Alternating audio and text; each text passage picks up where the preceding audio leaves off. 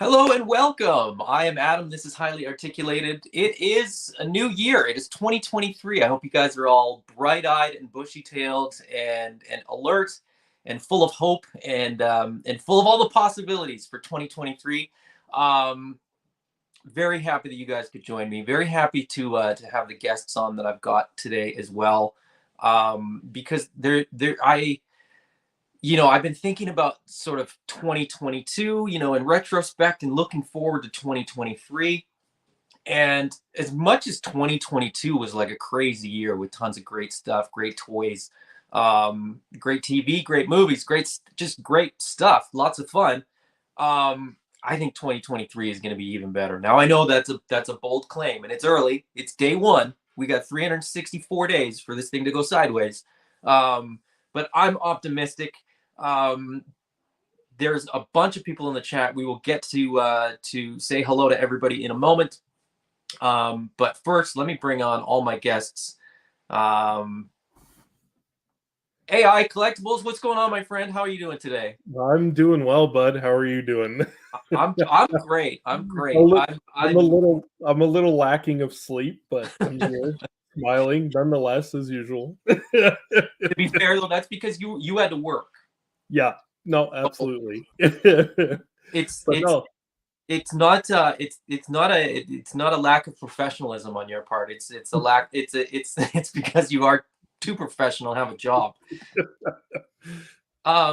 Austin, what's going on, my friend? Can't be hungover. You're still drinking. That is true. Austin, I think you're the youngest one of us, so that makes sense. Yeah. I woke up with no hangover, and I was so happy. Then you gotta chase it though. That's the problem. Is that it could catch up mid video. Let us know if it does. Oh, I will. And certainly not least, but unfortunately last, just because of the way that the system has sort of logged them in. Brick something. What's going on, my friend? The system, man. Hey, how's everybody doing? Happy New Year. And I love your optimism. Hope, hope, hope. Rebellions are built on hope. Absolutely. I couldn't decide on a shirt to wear because there's so many things I'm looking forward to. Do I wear a Star Wars shirt? Do I wear an X-Men shirt?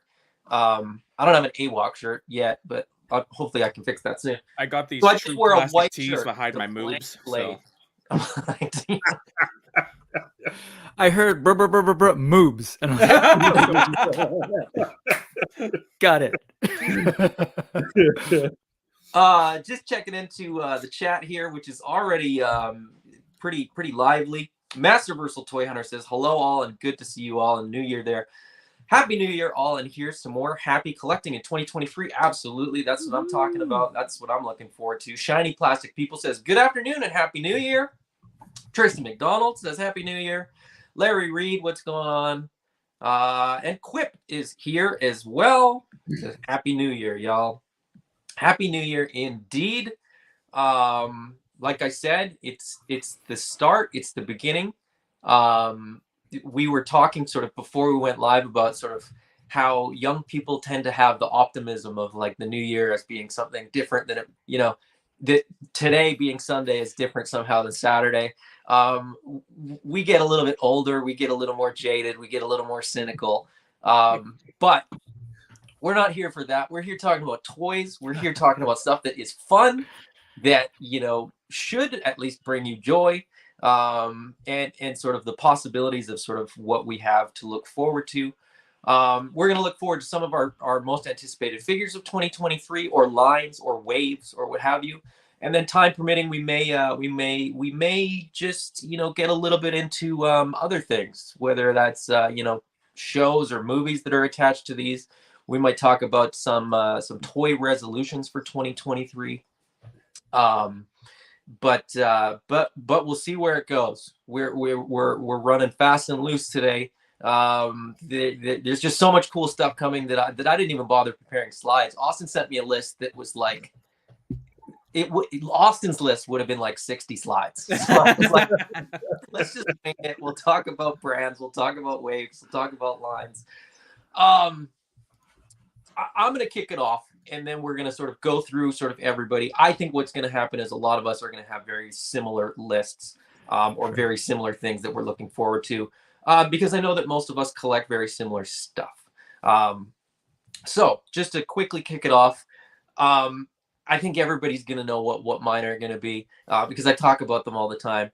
I'm really excited for what's coming from the G.I. Joe classified line. So the His Tank, plus all the figures that we've had, name reveals for. We haven't even had that many of the actual like digital renders, but they've essentially caught up to releases. There's like one wave of figures, which is already starting to land.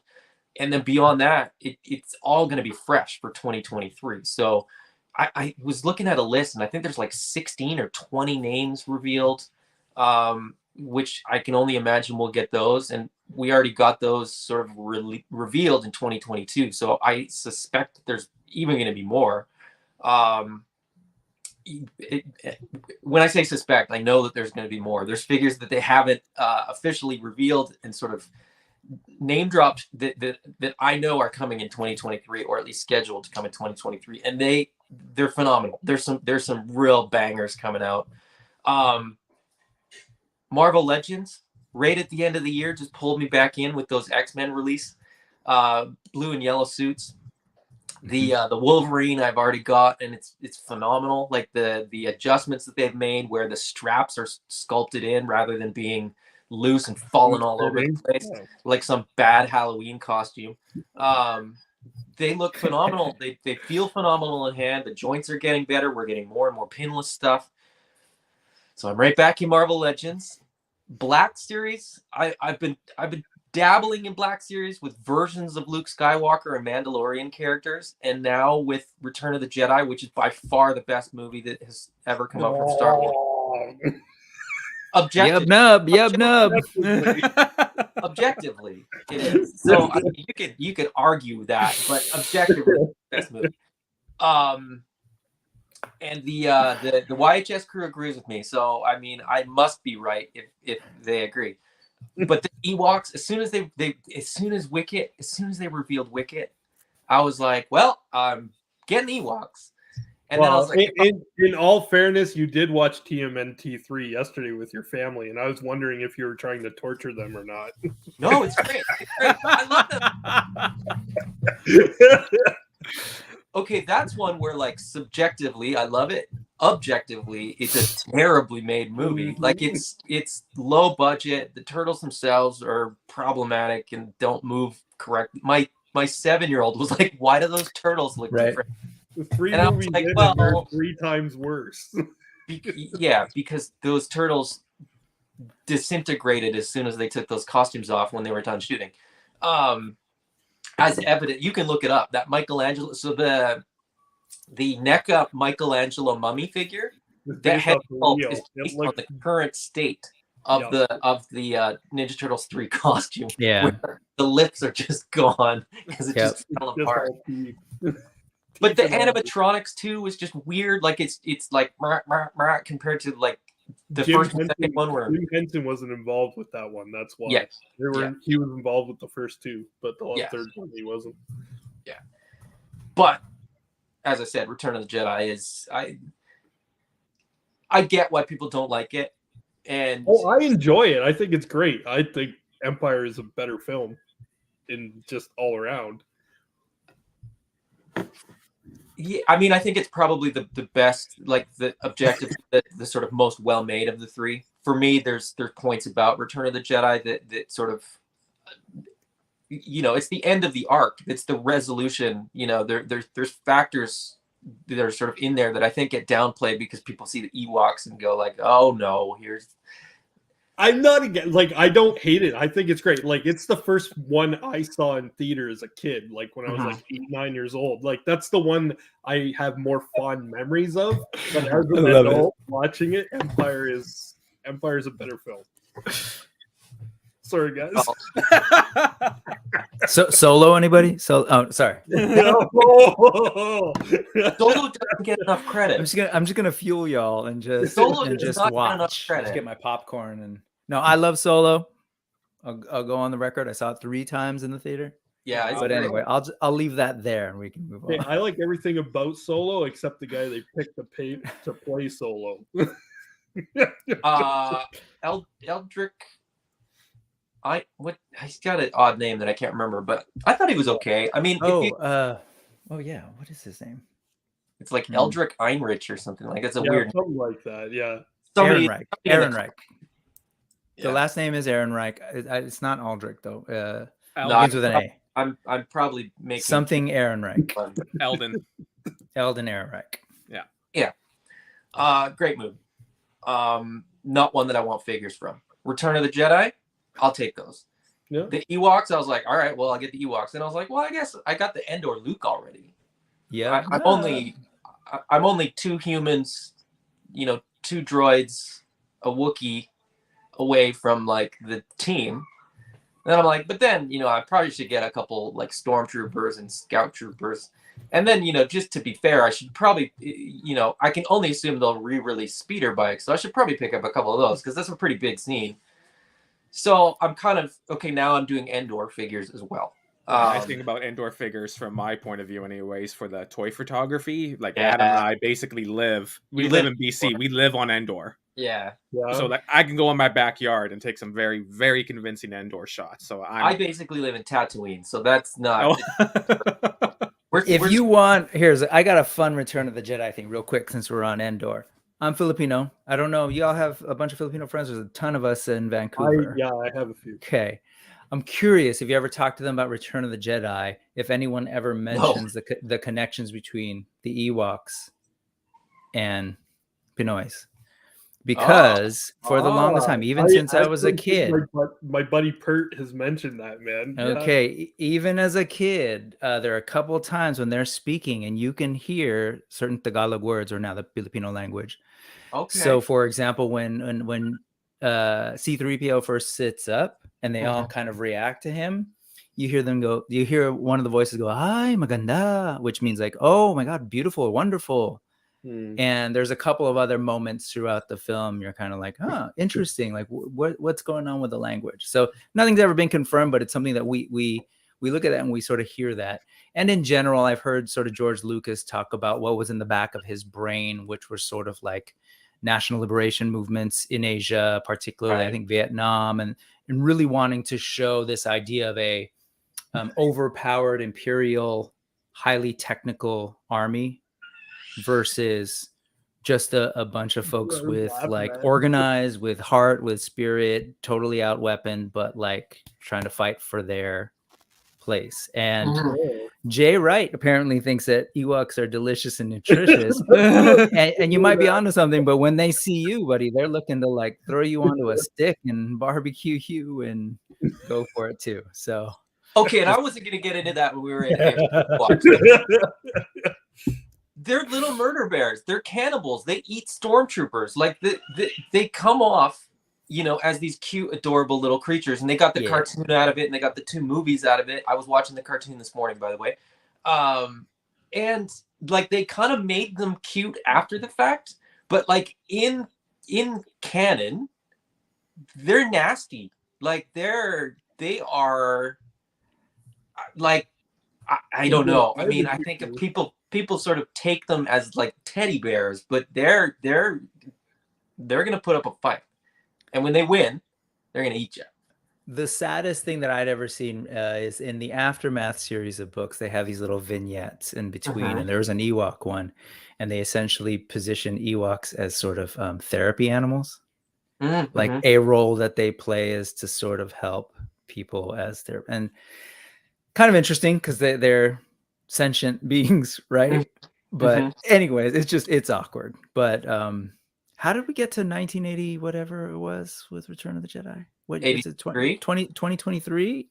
Yeah, 40th anniversary. Oh, was that your connection? Gotcha. Happy New Year. Yep, nub. Jay says they're cocaine bears. That's why they were so interested in Leia. If we have time, we'll get around to cocaine bear trailer.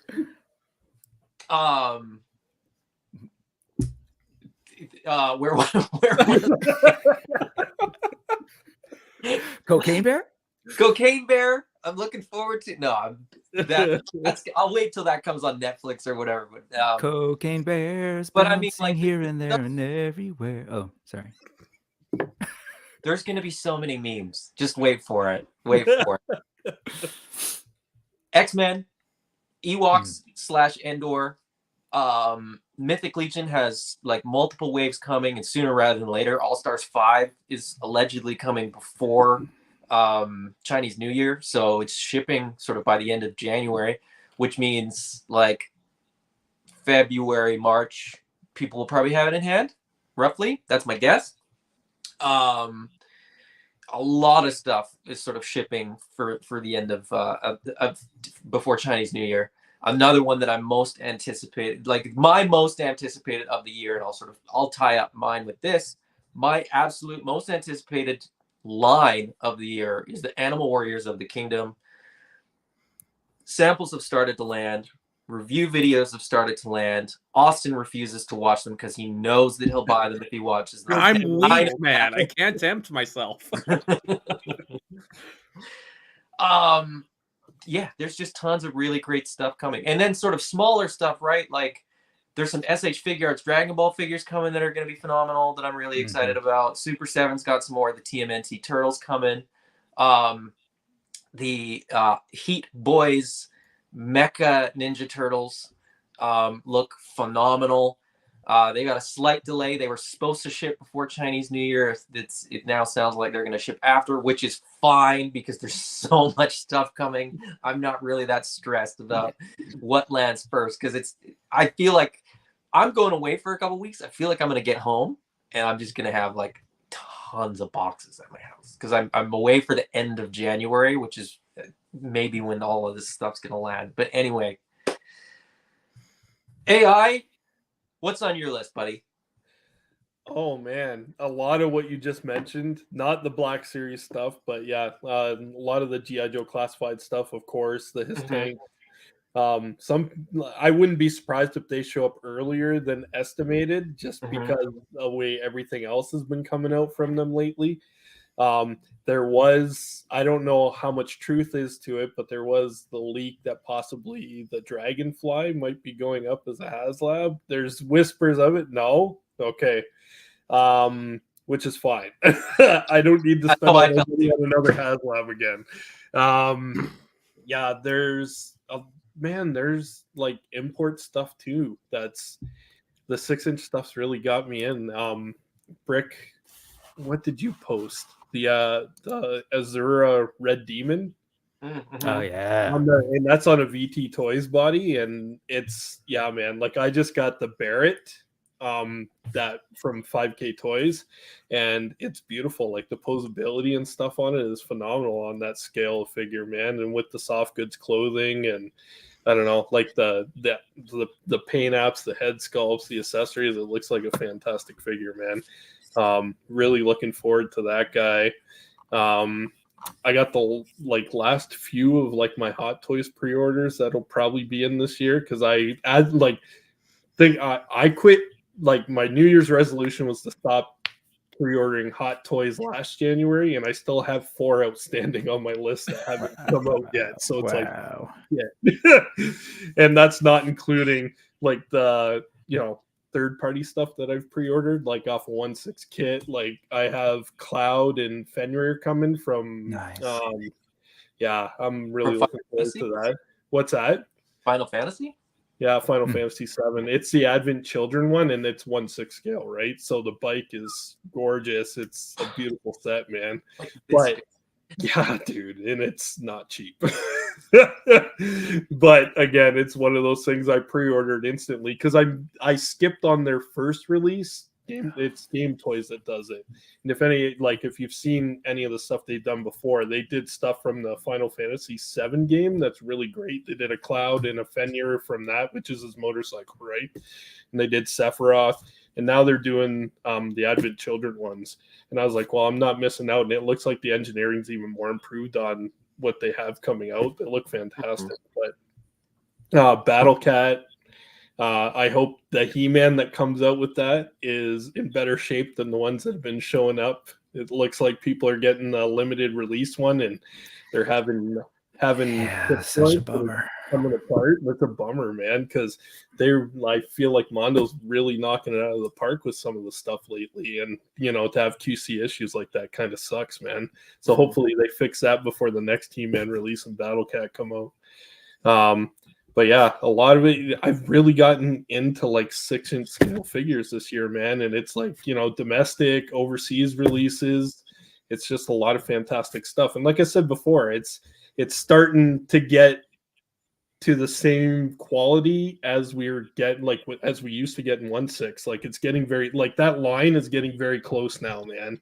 And, just the level of detail, even on soft goods clothing with Mezco and some of, the overseas releases, and there's a lot of good stuff to look forward to. And I keep telling myself I'm going to spend less money this year, but who knows? Because some of the like my bigger stuff is already pre-ordered and paid for, so it's I feel less guilty about that. It's just it's showing up now. But it's a lot of the stuff Hasbro's going to be pumping out, and some of the other overseas places like 5K Toys that's putting out a lot of like the smaller figures that are great that I'm really looking forward to. We'll move on to you in a second here, Austin. I just quickly wanted to just I was looking at that too. Therefore, they had captured and eaten Lady her size already. What's weird about that is that you have to imagine that like it's a forest moon. It's not that big of a planet, presumably. So like that must have been fairly nearby, or somebody that's like I imagine like a missionary worker because of like the dress, you know what I mean? Like somebody who is like there to like preach to them or something like that, you know what I mean? Which just like you go, this is a lot darker than I think people. Or a grown up Sindel, right, from the Ewok TV stuff. Do they say whether that's before or after? Do they? Because I don't remember. Wicket, it's still Wicket, so it's either a younger Wicket or an older Wicket. I don't know. There's somebody out there that probably knows the answer. Story group. It's probably like within canon that's like, oh yeah, this takes place in this year, and Wicket was this age versus whatever. But he comes across as anyway. We'll move on. That's it's the best, man. It's the best Star Wars movie ever. I will never change my mind. Austin, what are you most looking forward to this year? To no surprise, I mean, there's tons of Storm collectibles coming out that I'm very excited for. A little harder to get. More releases. Sorry? They keep putting out more releases. Oh, yeah, it's pretty crazy. Now, it's definitely getting to the point where I gotta be a bit more choosy.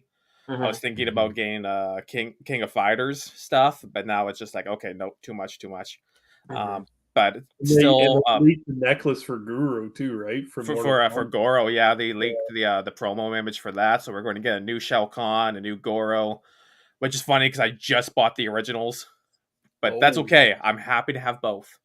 Fair enough. I saw that Goro was spendy right now. I was like, I think I saw a sale for about 500 or so. Luckily, I didn't spend that much, but still. I'm just saying, like, woo. I think it's safe to say our wives don't watch this. You can be honest, Austin. For the record, I don't have a Goro. Okay. But I always love the stuff that's well, I mean, you can say that's about all toy collecting, but the really, really nostalgic stuff for me would be lots of like Sega video games, so Golden Axe and Streets of Rage.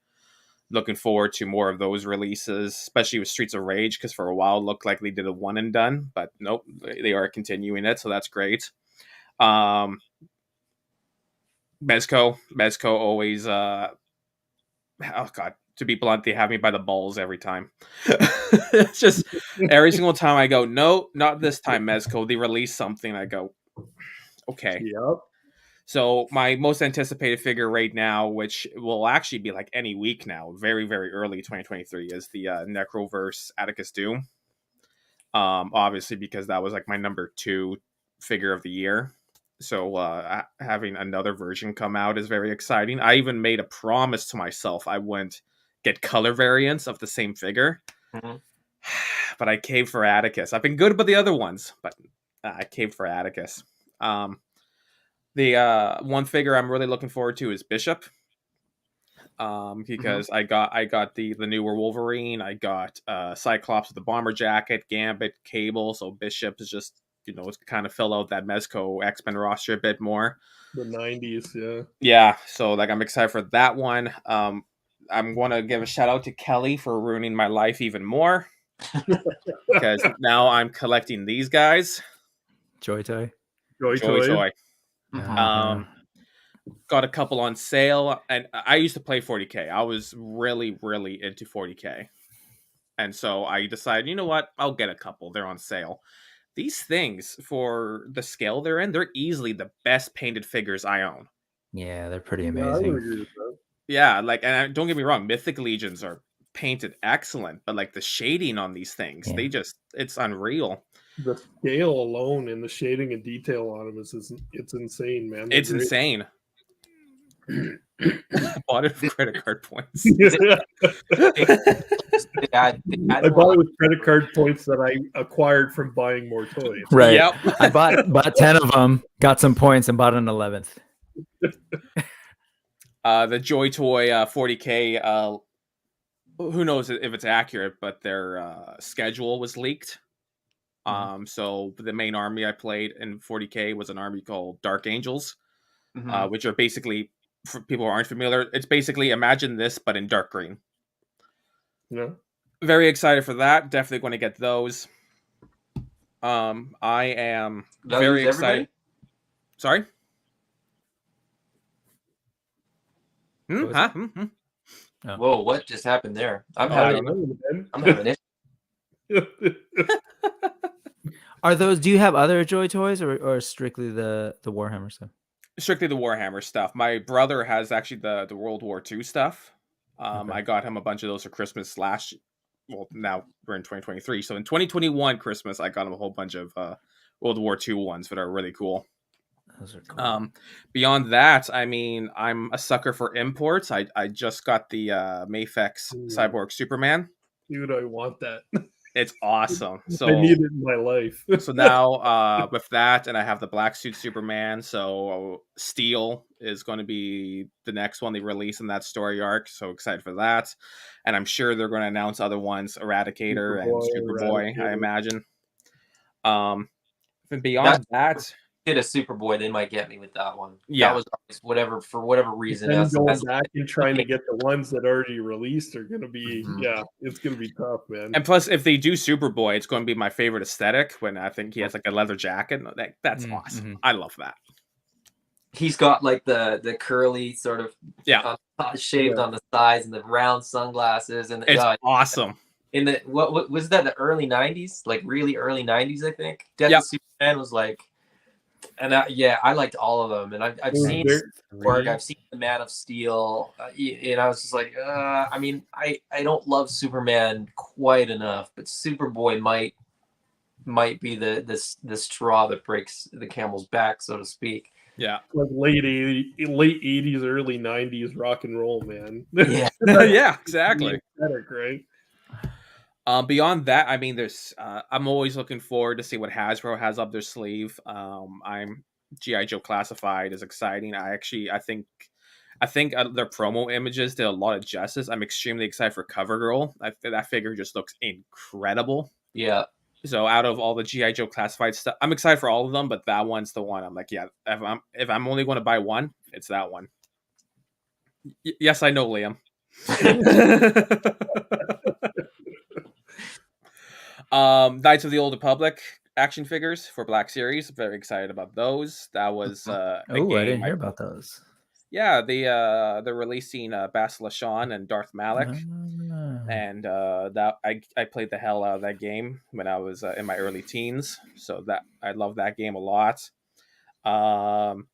Nothing at the moment I'm horribly excited with Marvel Legends, but I'm sure they'll announce something that will get me excited. Just I'm a sucker for Spider-Man stuff, and that line. Oh, actually, never mind. Sorry, Kraven. They announced Kraven, so I'm excited for that. Yeah, I was gonna say they've got Kraven. They've got some of the. They're doing like the VHS packs with the Spider-Man stuff, so the cell shaded Spider-Man stuff. Yeah. The re-release of the PS4 Spider-Man with a new box. Yeah, with really pinless joints and all that. Yeah, man. Looks so much better than the first version. Mm-hmm. I like the first version was great. Mm-hmm. But I also found it at a toy convention for $10, so I couldn't. Nice. Yeah, it's easier to make a figure that costs $10. Yeah. If it was $100, I think I'd be like, this thing's crap.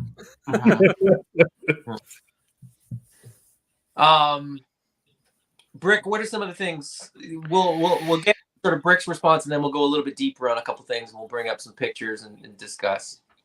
Okay. Brick, yeah, I think there's a couple of things that I'm hoping are going to be coming immediately, like that War Duke, NECA's War Duke. I'm kind of waiting on to sort of see. And I think there's another one that's hopefully is waiting for me when I get back to work or soon enough is Noda's Wukong, Monkey King. Yeah. I've seen other folks playing with those figures in particular, but I've seen the Noda body, and I'm really kind of curious to get my hands on him. But he's got different modes with, like, an angry sort of gigantic Popeye-like arm mode, and so I'm intrigued by that. And then you already mentioned the sort of V-Toys, the Asura Red Demon, that I'm really intrigued by. Maybe we can take a look at that later, because just the sculpt on that. And actually, that cool. I can up right away, because that's because a couple of you mentioned it. So let's just. It's like Beetlejuice. I didn't mention it, but even I have it on pre-order. Yeah, man. Yeah, it's so cool. Yeah. I mean, just a great looking figure. This is where it gets dangerous for me, because it's like there's so many lines where, as I've said before, like I typically go deep. Like I typically don't get one or two characters in a line. I'll typically get, a team, and then if I get the good guys, I need the bad guys. And so when I look at this, I'm like, all right, this is a great looking figure, and it would fit in with other lines that I have, but then I'd have to get the other ones, and then that sort of opens the door to like the Fury stuff, and like then it's like, well, this will now match this line that I've chosen not to look at and look away from. But yeah, they look fantastic, and there's so many lines like this too, right? It sort of interrupt and jump in, but like these toy lines. But then there's like the the Dinosaur Warrior one, where they've now done a couple versions. E20 werewolves, and we're going to see the boar. I think, Brick, you've got that boar coming. The Fury stuff, also the Fury stuff. Bear, right? And then there's so many of these brands with these lines coming out. and it's sort of like, where does it end? Where do you draw the line? But maybe we'll get into that when we start talking about toy resolutions. Yeah.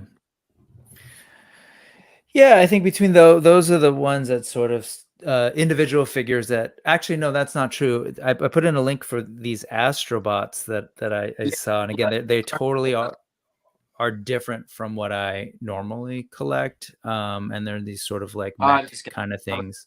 Just search it in this one because it's way easier to just keep this page open and work with this page. Sure. Yeah. Or yeah, I have, and that yellow one is going to be coming, I think, later. But the blue one, one down to the right, I guess, is shipping soon. the blue Right one. there, the second The blue one, and second orange? row. Yeah. Mm-hmm. Yeah. I've seen And these they They're great. yeah, they move everywhere, and I don't know, I'm just kind of fascinated by it. And again, I'm kind of a different collector. I definitely am drawn by the nostalgia, but I think I know that if I go down that rabbit hole, I'm gonna need to finish teams. I'm gonna need to like collect, like I know that. And luckily I have someone close in my life who is neck deep in that. And I'm like, you know what, you do that and I'll live through you. But here I am just kind of seeing what's out there, and I'm intrigued. I think I am definitely in this sort of like new phase of action figure collecting.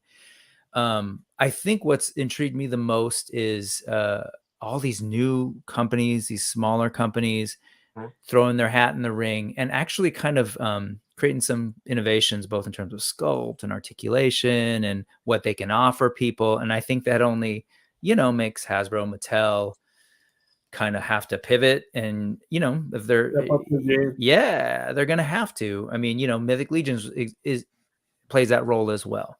So anyway, on that note, definitely there's a Mythic Legions wave that should be coming relatively soon, Poxus, and that's got some cool bug type characters and a dragon, huge kind of dragon character, and a bunch of wizards, which is really cool.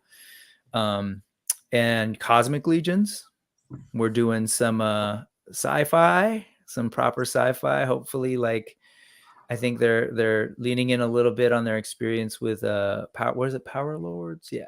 Lords of Power, Power Lords. I always get confused. The dude who flipped around. They were working on that for a while, and now they're kind of doing their own line that's more sci-fi oriented. That sort of has at least the first. There you go. This first sort of book or chapter. I forget how they're naming it. Takes place in a sort of a book. Yeah, a prison. So, and you just look at those characters. It's just man, that kind of stuff. These guys almost had me. Like, I'm not big into like the Mythic Legions design of figures, but I love the cosmic figures.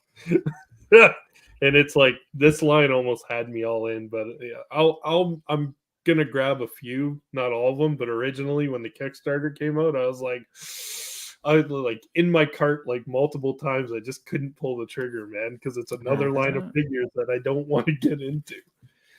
You just need one. It's just one. No. It always starts with one, man. It's like a Lay's potato chip. And the beauty is that everything you see here is compatible with Mythic Legions, so you can be doing some really cool stuff. Again, that working in my Lego brain with my action figure brain. And there's a bunch of other stuff, I guess I'll just to quickly name some of these newer lines that are coming out that I'm looking forward to. I don't think a lot of them are actually going to ship yet, but I do know that I think Cyberzoic, which is the Beasts of the Mesozoic Creative Beast Studio folks, kind of take on a sci-fi mixed in with dinosaurs. I think those might hit in 2023, not sure, but my big thing on those is they got this dragon that they've been teasing that you see this sort of mix of it's basically what do you dragon that you're talking about, this one here. Yeah, and that's an old that you should see the painted prototype. That's here. This is what and that's a little bit more of a maquette, I believe, but the thing that they're going to come out has some articulation, and it's a big boy, big thing for sure. And so, but this is, I mean, you mentioned this brand, like they're basically doing Dino Riders as well. Yes, exactly, right? Yeah, and that dragon is actually a part of, I believe, that. So I'm assuming it's going to have armor, and I don't know if you can you scroll up a little bit. I think. Oh, Well, here I that's could. okay. It's dragons, one of the things, but then it just gives me random shit that's not even close. Yeah, no, it was less of the dragon. There was something you showed, but I was just going to point out that in some of the concept art, you see they've got these shells of mecha type armor, but those actually have full-on ships that can detach and sort of be free floating ships. Anyways, it's cool. Here's what, like this is the armor removed. Like what they've done is like, this is a terrible picture. It's terribly pixelated. But like you can remove the armor and it converts to like a bot. Like it's leveled up. Yeah.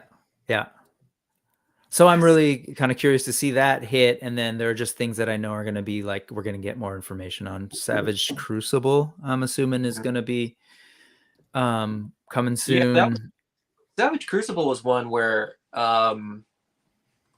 having actually spoken to the guys behind Savage Crucible, it was meant, the Kickstarter was meant to come out this year, but for whatever reason it hasn't. But no, I don't want to sign up for that.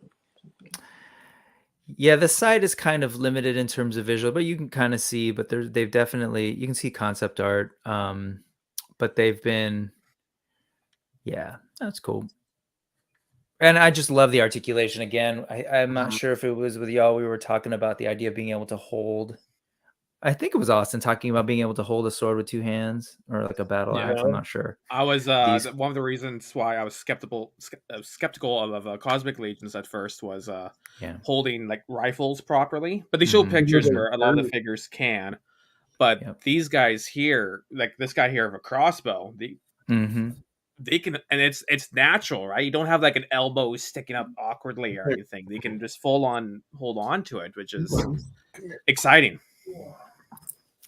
And again, as these new things come up, it's just going to take the whole game up and take the hobby up. And I think people are going to be kind of, kind of looking to see some of the other folks who've been around a while creating these lines, maybe to push it just a little bit. And I think that's healthy if we can pull it off. Sure. What else? There was another line. What is the line that I was kind of and I think this is really super early, but the at Legions Con there was a little bit more information coming out about the what is it? The Eden Defenders of Eden. Those are kind of like these anthropomorphic dinosaurs. No, there's a name. Yeah, there's links in the thing. We don't have to look at them all right now, but I think that's pretty much, there are definitely some things here and there that I'm curious about, but those are the ones that stick out just because again, I'm funny. Like I grew up and had all these things that I really loved, but I think I'm also hungry to sort of see people come up with new things that potentially some younger folks can get into. Just because to sort of see this stuff continue, I'm hoping to see that there are things that younger generations can kind of like seize on to and love and hopefully grow. These remind me of the Triceratons too from TMNT, right? Yeah, big time. Armies of Ashmore is what the actual are called. So that's the right. They come from the universe of the Defenders of Eden. Yeah. You're right. They look great. I won't. I'll bring this back up later. I mean, I didn't say AWOC just because you covered it. Like, I've done a video on it. It's like, yeah, absolutely. I'm waiting and I'm excited. I know those are going to be coming relatively soon, and so I thought I cleared off my backlog of things to open, but it's going to be fun. It never ends. That's the thing. 1/6 shooter Trev says just gonna get a few. That's how it starts. That's always how it starts, man. I got an extra of the Figura Obscura Father Christmas, and I didn't know what I was going to do with it. I just got 3 because 3 was how many you could get. I sent one to Jay, kept one for myself, and then I had a pair that I 100% intended. If you want to sell it, I might. I might. No, I already did. Oh, okay. Not a Mythic Legions collector that has had no interest. Like it's a friend of mine that's a sort of a G.I. Joe classified guy, but as far as I know, he doesn't collect anything else. And he's like, "Oh, that's a really cool, Father Christmas figure." And I was like, "I got a spare." And he's like, "Oh, I might be interested." So he's got it, and I said, "And now you're hooked." And as soon as you get the package, you get it in hand, start moving those joints and posing it, you are gonna absolutely fall in love with the Four Horsemen stuff. And it's a gateway, man. It was, and I felt like I was like a gateway enabler because I sold it like after shipping and everything. I sold it for a few bucks less than what I paid for it, just so that he could get it. But we'll see. That might have been his worst purchasing decision ever, in the long term. Yeah. Jarhead says, "Happy New Year, everybody! Happy New Year." Well, Jarhead. So yeah, I mean that's there's just so much stuff, and like you mentioned, Brick, there's new lines all the time, and there's these brands that we're sort of hearing about where we might not necessarily have product in hand. We might have sort of just heard about things that people are doing. There's a whole bunch of lines that were Kickstarter lines in the last couple years where product is starting to land. People are starting to get them in hand. We're starting to see finished production models of things, not just concept.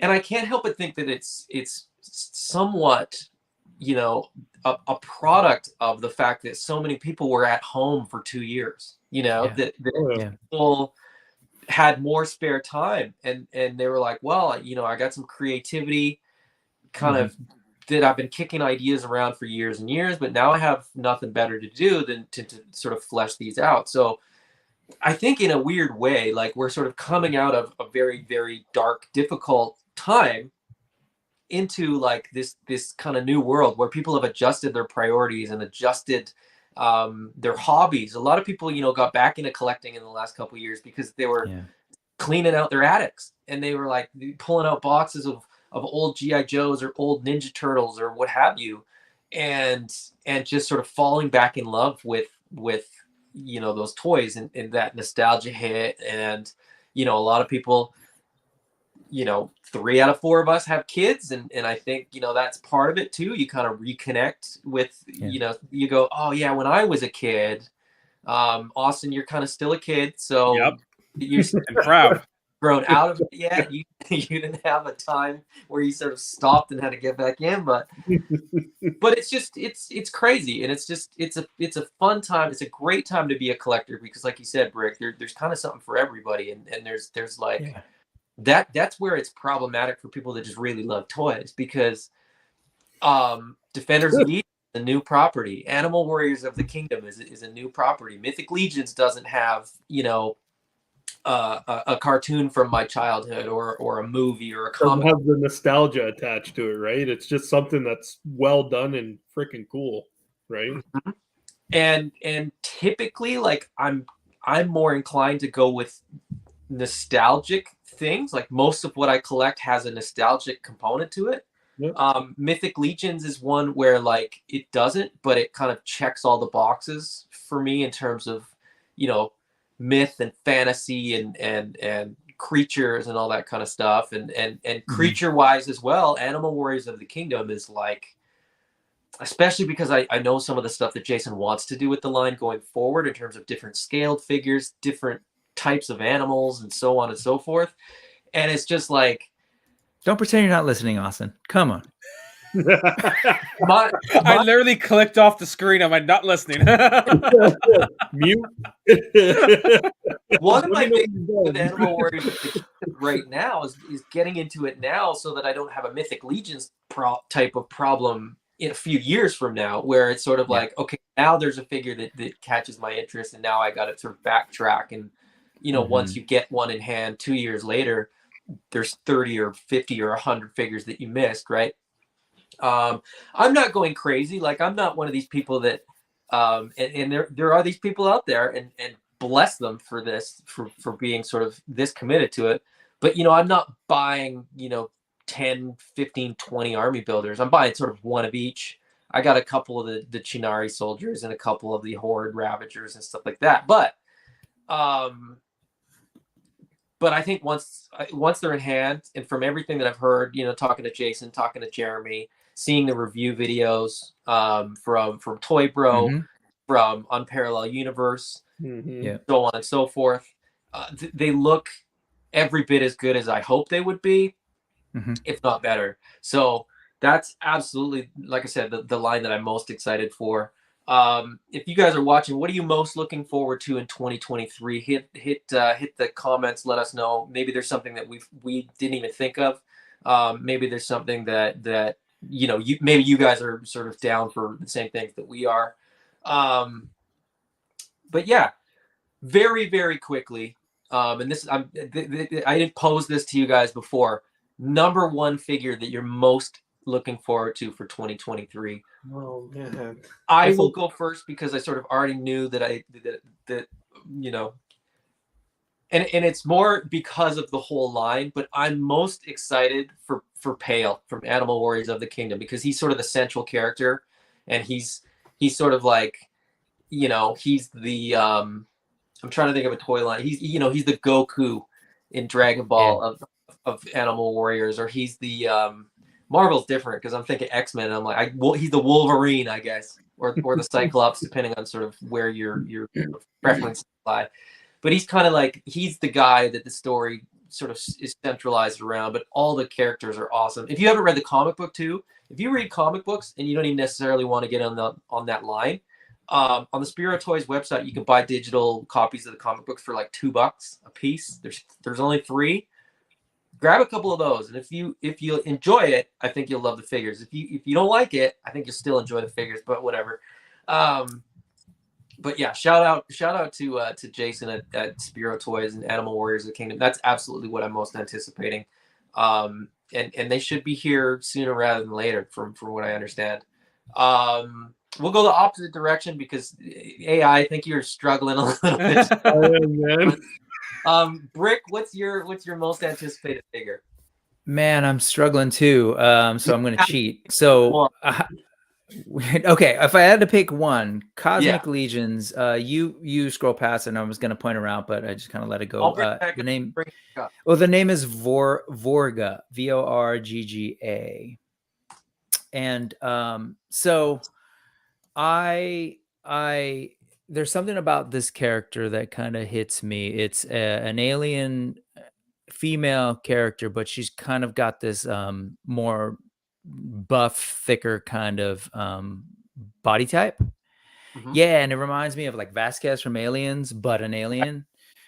And I'm just looking at that sort of, I'm assuming, space Gatling gun kind of heavy cannon that she's got, that kind of has the magazine that, or the whatever you call that, coming up into the because I don't think they detach on bullets, but to her backpack and everything. And I'm just kind of looking at that. If like I squint my eyes, it's a relatively new silhouette too for me, and sort of what'll be on my shelf. And then again, because when I think about Legions, I think about compatibility. I'm looking at those pauldrons. I'm looking at like what I can kind of mix and match, what she's got going on in her boots and her feet. But yeah, this one in particular, because even though I'm like really intrigued by the sort of off-kilter large characters Rod, there's a lot of interchangeability in this one, as well as sort of like a uniqueness to this character.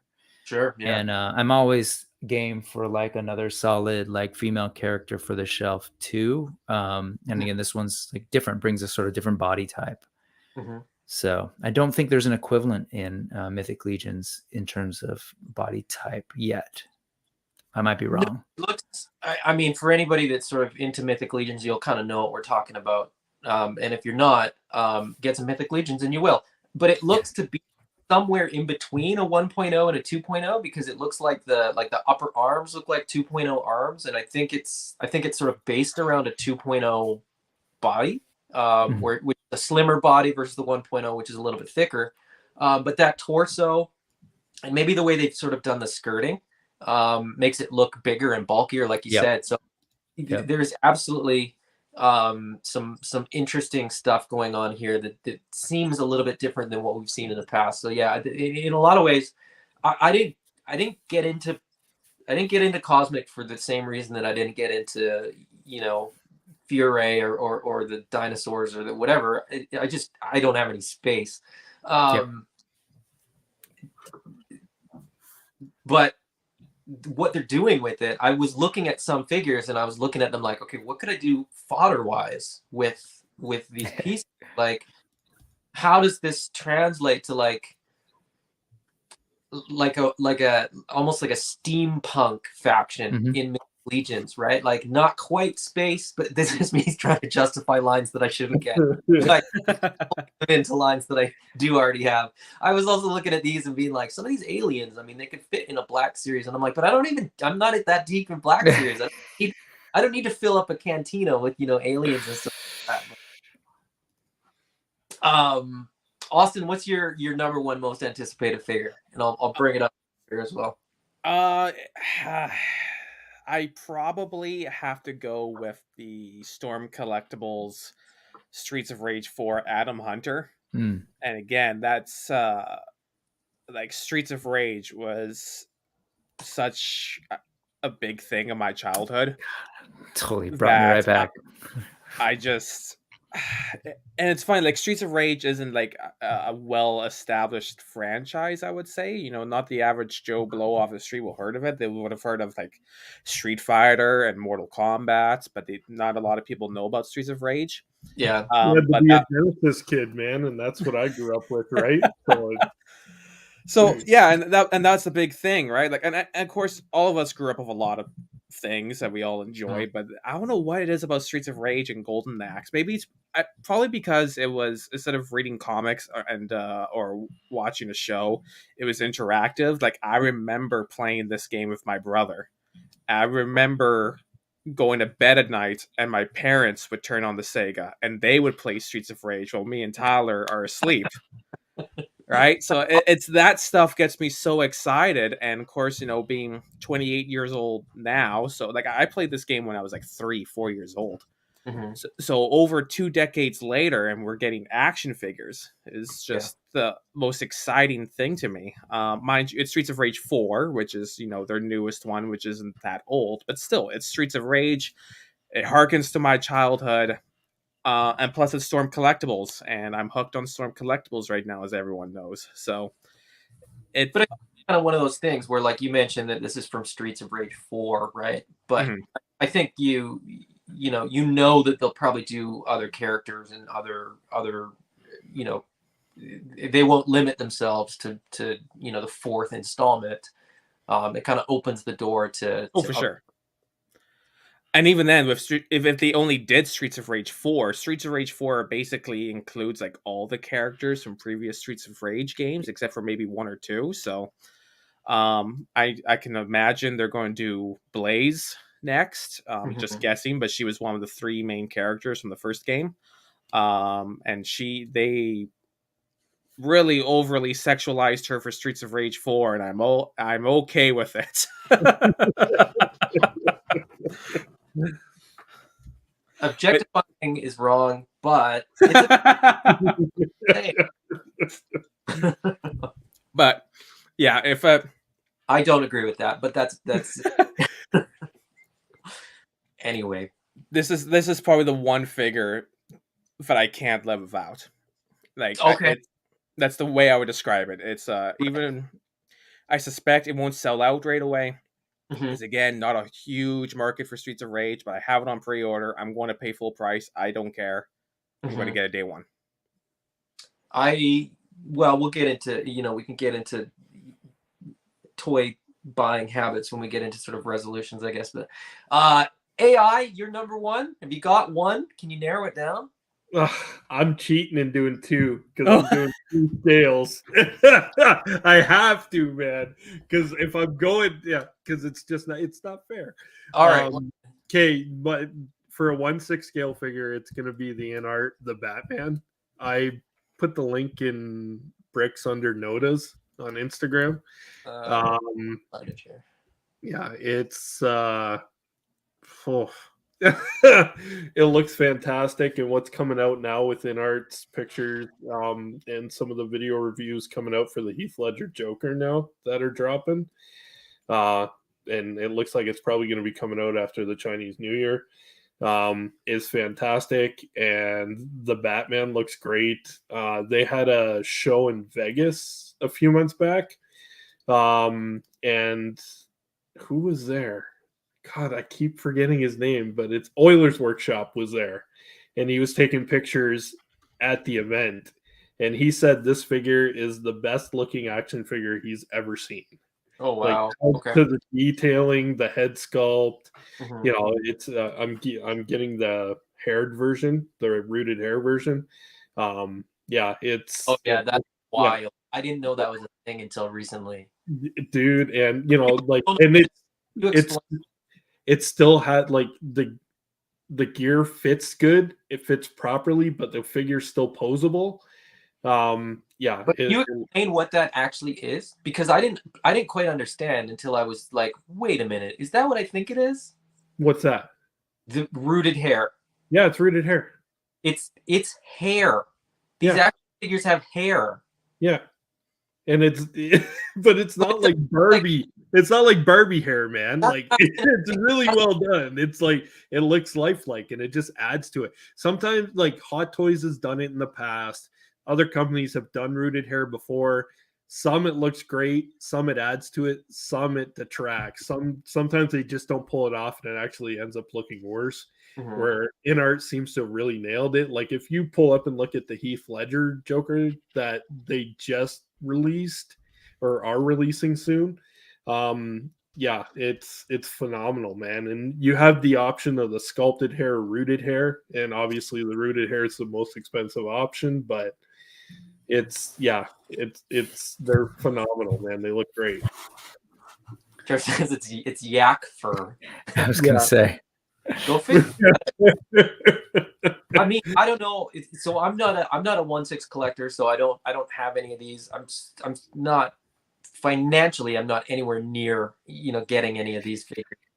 You could be, man. See, that's the thing. It often comes up in debate. You just buy less of the smaller ones. Like, now, what does a wave of Hasbro cost? You're spending $240, $300 Canadian. I can't afford one of the these. side of volume, which probably I shouldn't, because I have so much space danger as a result. But no, it's fair. But I loved it. At some point, somebody who was designing these toys was like, well, what if we did hair? And somebody was probably like, oh, like Barbie. And they were like, no, I've been researching different hair, and I'm pretty sure if we use yak hair, like, somebody had to figure out that yak hair was the appropriate hair for a 1/6 scale figure, so that it looked natural and you could sort of do what you wanted to do with it, and it didn't look like Barbie hair. Like, Yeah, that's absolutely. bonkers to me. The attention to detail, the amount of detail that people are putting in, the amount of sort of like painstaking research that goes into some of the figures, especially at that 1/6 scale, is just insane. Yeah, don't knock it till you've seen it up close. That's right, Trevor. Man. But it is another level. But I think InArt is putting out stuff that's only going to raise the bar again. Like, we need companies like this that are pushing out. Like, Hot Toys does great stuff, don't get me wrong, but InArt's knocking it out of the park just with their Ledger release that's coming out, and then this guy, with all the positive feedback that's come from the showings. Like, I can't wait, man. Like, I'm so excited to get this guy in hand. But again, you're paying a premium price, right? And Trevor mentioned in the comments, when you're paying for like rooted hair sculpts, you're paying a premium price, man. Like, people charge, like, I was looking at getting a quarter scale done one for my Heath Ledger Joker, my Hot Toys quarter scale, and I was looking at like $700-800 Canadian, man.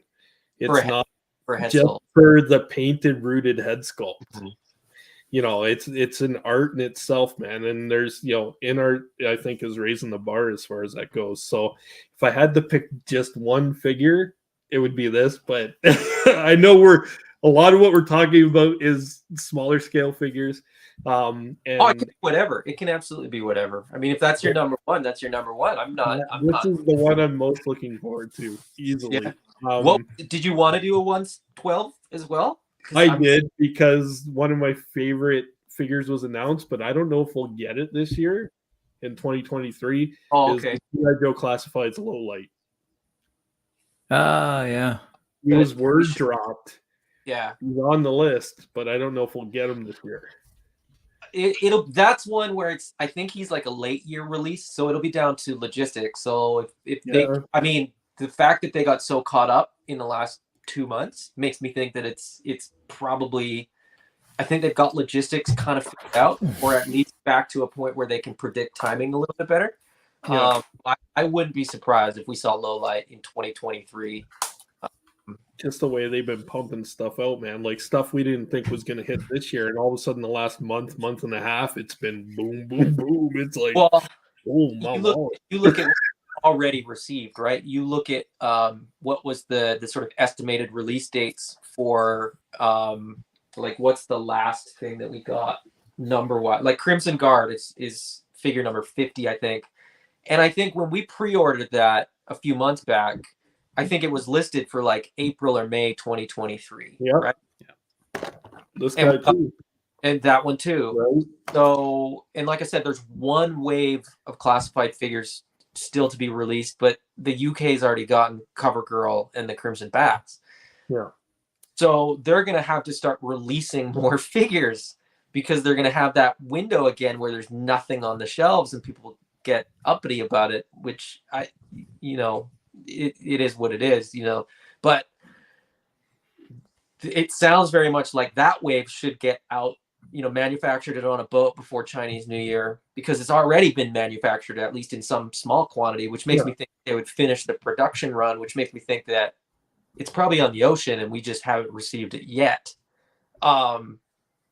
So it seems logical to me that sometime this month we'll probably get more pre-orders. Well, like there's probably going to be another wave of classified figures come up, which makes me think that, like I said, with about 20 figures that we've got announced, if a wave is 5 figures, Low Light's in that list that's already been announced. So it's more, which wave is he going to be in? Where are we going to be able to buy it? Yep. I think it's probably going to be a 2023 figure for sure. I love the classic version. I love the 25th anniversary version that we got, like the case with the sniper rifle that all comes in parts and you can put it together. It's just, and the way Classifieds knocks it out of the park with like their weapons, and you can swap out the clips like you could do with larger scale figures, and like Mezco. Right now we're starting to get mass retail figures that have that, you know what I mean? And just, I don't know, it's one of that guy, and probably Shipwreck, because Shipwreck was one of my favorite OG like classic figures. And yeah, I'm looking for, I don't know, he's a sailor, but man, I always liked Shipwreck. I liked him. I loved him in his OG outfit. I liked him in like his, his, what was it, like his general garb. He had like the side sword. It was the Marine Guard. Oh, speaking of Gung Ho, there was like Gung Ho. Oh, you're right. Yeah. Okay, never mind. You're talking in the dress blues. Yeah. My biggest gripe with Shipwreck, aside from the voice at times, but when we first met that character, he was like in the show. He had this ship on the desert, right? Am I remembering that right? Like he had this boat that he like took him through the desert or something on. Yeah. Am I totally messing that up? Snake Eyes met him in a bar. Yeah, but I believe he had a vehicle that was like, it wasn't on water. I believe it was on sand. He took him through some sand dunes or something. I might be totally messing that up. I don't know if I'm blending that and like. No, they built weird. No, I think that's unrelated, because I think that was. They built like a sailboat to cross a desert. Yes, I can't remember. I think I'm conflating different episodes. I might be too, and the chat can totally correct me. But that was the boat that they built was in the like right after. So Shipwreck and Snake Eyes knew each other by that point. That was when they were the Snakelings. They were dressed up in the disguises, and then they were trying to escape. I think, or maybe it was when they first met. Anyway, they've got a great history, those two. And I really, really hope now that we have Shipwreck, just to sort of interject, I would love to see, people keep saying like a San Diego Comic-Con Cold Slither like Dreadnoks pack, but we won't have enough of the Dreadnoks to see that pack for a while. I could legitimately see Snake Eyes and Shipwreck in disguise. Right. Like, and by disguise, I don't mean the snakeling disguise like Super 7 did. I mean the like the wig and the dress on Snake Eyes and the sunglasses on Timber. Yeah, Like with his full the gear cool on, flips, with just the dress and the wig on, with his black visor or shiny silver visor. still 100%. In the street. On that note, just on the sort of like the classifieds thing, there are a couple of things that I've been sort of curious about. First off, we're getting CoverGirl, but we don't have a Wolverine, and I don't. That's always kind of an interesting to me, and I would love. I think the Wolverine they could release that as a mass store release. You don't think so? It's pretty small, man. I think they could. I think it would be on the long list. I don't think it would be on the short list. So I think the Wolverine is one of those vehicles where it's a simple vehicle, but I don't think it's iconic enough yet. Like, I don't think so either. I always associated her coming with that vehicle as a kid and having a massive head. 100%. And I would love to see the Wolverine. I would love to see like an updated Wolverine where you could maybe get like another figure sort of in it, like in terms of the interaction, because the Wolverine is like big, but you can only put CoverGirl in the sort of the one in there, and then there's not really any other interactivity, with other figures. Whereas like when you look at his tank, which we're getting, which I'm so excited about, you get the driver, you get the gunner, and now they've got the port at the back opening, so you can put another figure there. Like plus like the running I'm part. the only one disappointed there isn't foot pegs on the back bumper like the old ones. Is it there? It made no sense that every G.I. Joe vehicle had foot pegs on the outside, like on bumpers. And you can always place them. Oh yeah, because you can load up like a tank with like 10 characters on the outside all holding on. It logically makes no sense, but there were some that made sense. Do you remember was it the Snowcat? It was a Cobra vehicle in the snow that had the like missiles that popped up. Anyways, it had these sort of the sort of ski things on the side that had foot pegs, and then you could detach the skis and they could basically like snowboard on them. 100% logical. What are you talking about? Oh, but they replaced them so that they're behind where missiles fire. Like you're gonna get burned alive if the missile fires. Yeah, it's true. In the cartoon, at least, they're shooting those lasers. No one ever got hit, right? Yeah, that parachute will just come up and you're good. We're good. Yeah. The plane explodes, and then like a second later, the parachute comes out, and you're like, "Oh, they're fine. It's fine." And since we're on the G.I. Joe thing, it came up earlier. I could have sworn someone said, "Come on, Hasbro, where are the Dreadnoks?" I'm fully with that. That was like one of my favorite factions as a kid. But then since they did the Megatron, his tank, and then the AWE, the All Striker, right? I'd love to see kind of a Junkion Dreadnoks kind of mashup thing. I just saw recently some Junkions, and I was like, "Ooh." Like, let's do a Dreadnoks, have that thing transform. But anyways, that's all. And again, I'm just watching from afar because I won't buy it, but someone's got to buy it, and I can come over and play with it. I'm gonna scroll back here to see what people are saying as far as what they were after. Payne's Toy Sample says, not a Mythic Legions fan, but I did pre-order a couple Cosmic Legions. If I have to be conservative because they could break me and I'm already needing more space. So Cherry Pick is my name. And that confused me because I thought his middle name was Toy, but I'm right there with you too. I'm cherry picking too. Quip said, I'm most excited for the Rhino Man and Mighty Hog 2-pack from NECA from the TMNT cartoon line. Also interested to see where the Marvel Legends team goes with Spider-Man animated series VHS. Yeah, I think a lot of people are. I like the Carnage and Black Spider-Man that they showed. I know a lot of people are pooping on that Carnage, but I think it looks fantastic, man. I don't know. I think even the cell shading looks like a step up from what they did X-Men. Yeah, man. I got the Walmart exclusive cell shaded Spider-Man, and in person it actually looks great. Yeah, it's fantastic. Liam Matthews says my most anticipated figure is SH Figure Arts Kid Naruto. That's so that they did the sort of second series ones this past year, but they're going back to like the first series to do the younger versions of Naruto, as well as a couple of the other characters. They look great. Again, for whatever reason, that cartoon never really landed with me, so I've been. Well, me neither. I tried a couple times and I couldn't get into it, man. I don't know why. It sounds like everybody that's into it needs to get like 20 of these Narutos to do the clone jutsu. That's a collection of itself. You need that like an army of Narutos. Masterversal says Serpentor pre-order. So that's but then Mythic Legions, the Stratos tribute, as well as the tactic, the War of the Aether Blade, male orc builder pack. And the Snake Mountain playset. So Masterversal's going to be busy. He's got tons of stuff coming, just like a lot of us do. Quip said Kino with Scooter from Secret of the. That's Scooter. I love that Scooter. Sorry. Yeah. Now let me see. There was a couple others. Trevor said Ericon looks amazing now. Yeah, the in-art one looks fantastic. It looks like a real person, man. It's freaking nuts. Mm-hmm. They do. They look like they're incredible, man. They're pricey, but I mean, you get what you pay for because you're getting like wild amounts of detail and so on and so forth.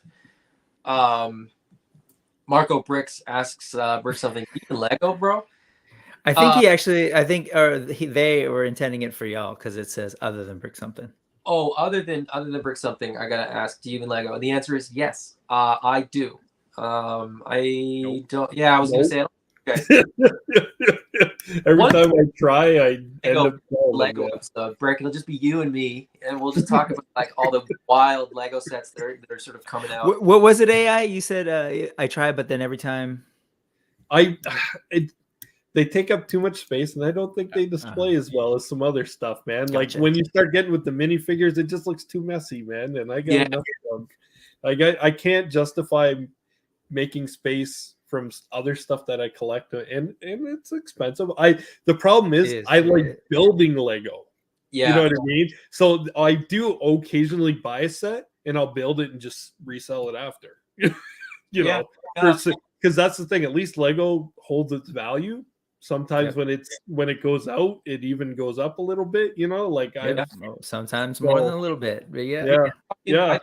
I don't know if it was on a video or not, but I think Brick, you and I were talking about that. How sometimes like some of these sets just like they're ridiculous. One set that I have that I bought it because it was available to me, and I knew at some point it might be worth more than what I paid for it. But when that UCS Millennium Falcon came out, they were supposed to offer. They incentivized people saying like, oh, there's going to be all these premiums. You're going to get all this cool stuff throughout the next year after you buy this. And so I got it. And then like the only thing that was ever offered was this one little set that was like just a plain black minifigure with the Millennium Falcon on the shirt in a little stand that you could have built from any random black bricks. But that set is worth like, I think it was like $20 or something, because it's a nothing set, and I think it's worth like $200. And it's like you could literally build it out of bricks that you have. If you're somebody that's spending that much on an aftermarket set, you could just build it yourself, but you can't because of like a couple of the pieces. But anyway, real quick on the Lego thing, macro, like obviously, that's a thing. And so coming back into action figures, there are two things that I found fascinating as a Lego collector. One, prices. You kind of mentioned it. I'm hearing folks talking about like, oh my God, these action figures are really expensive. Certain ones, right? Like Mythic Legions. And no, I totally get it in sort of a normal world. But then when I came in from Lego and then started buying action figures, it was like reverse sticker shock, to be honest. I was kind of like, so there was a part of me that was like, man, I can get like 3 things for what I would have gotten for one thing. So there's that part. And, but yeah, I mean, I'll leave it there. It's interesting kind of playing on these different toy brands and stuff. But you make a good point, and it's off topic, but let's roll with it. The price, like we're talking, you know, AI, you're talking about Hot Toys and 1/6 stuff and figures. And I think Trevor in the comments there mentioned like this $1,000 figure is a very affordably priced figure. From the inside looking out, I guess that's true. From the outside looking in, I'm like, that's bonkers. Right. Because I'm not in that world. I'm not in that market. Right. And actually, Marco Bricks said, I'm just being a dork, but from being an outsider, what's the most collectible figure brand? Hot Toys is only one I've heard of from a friend who collects.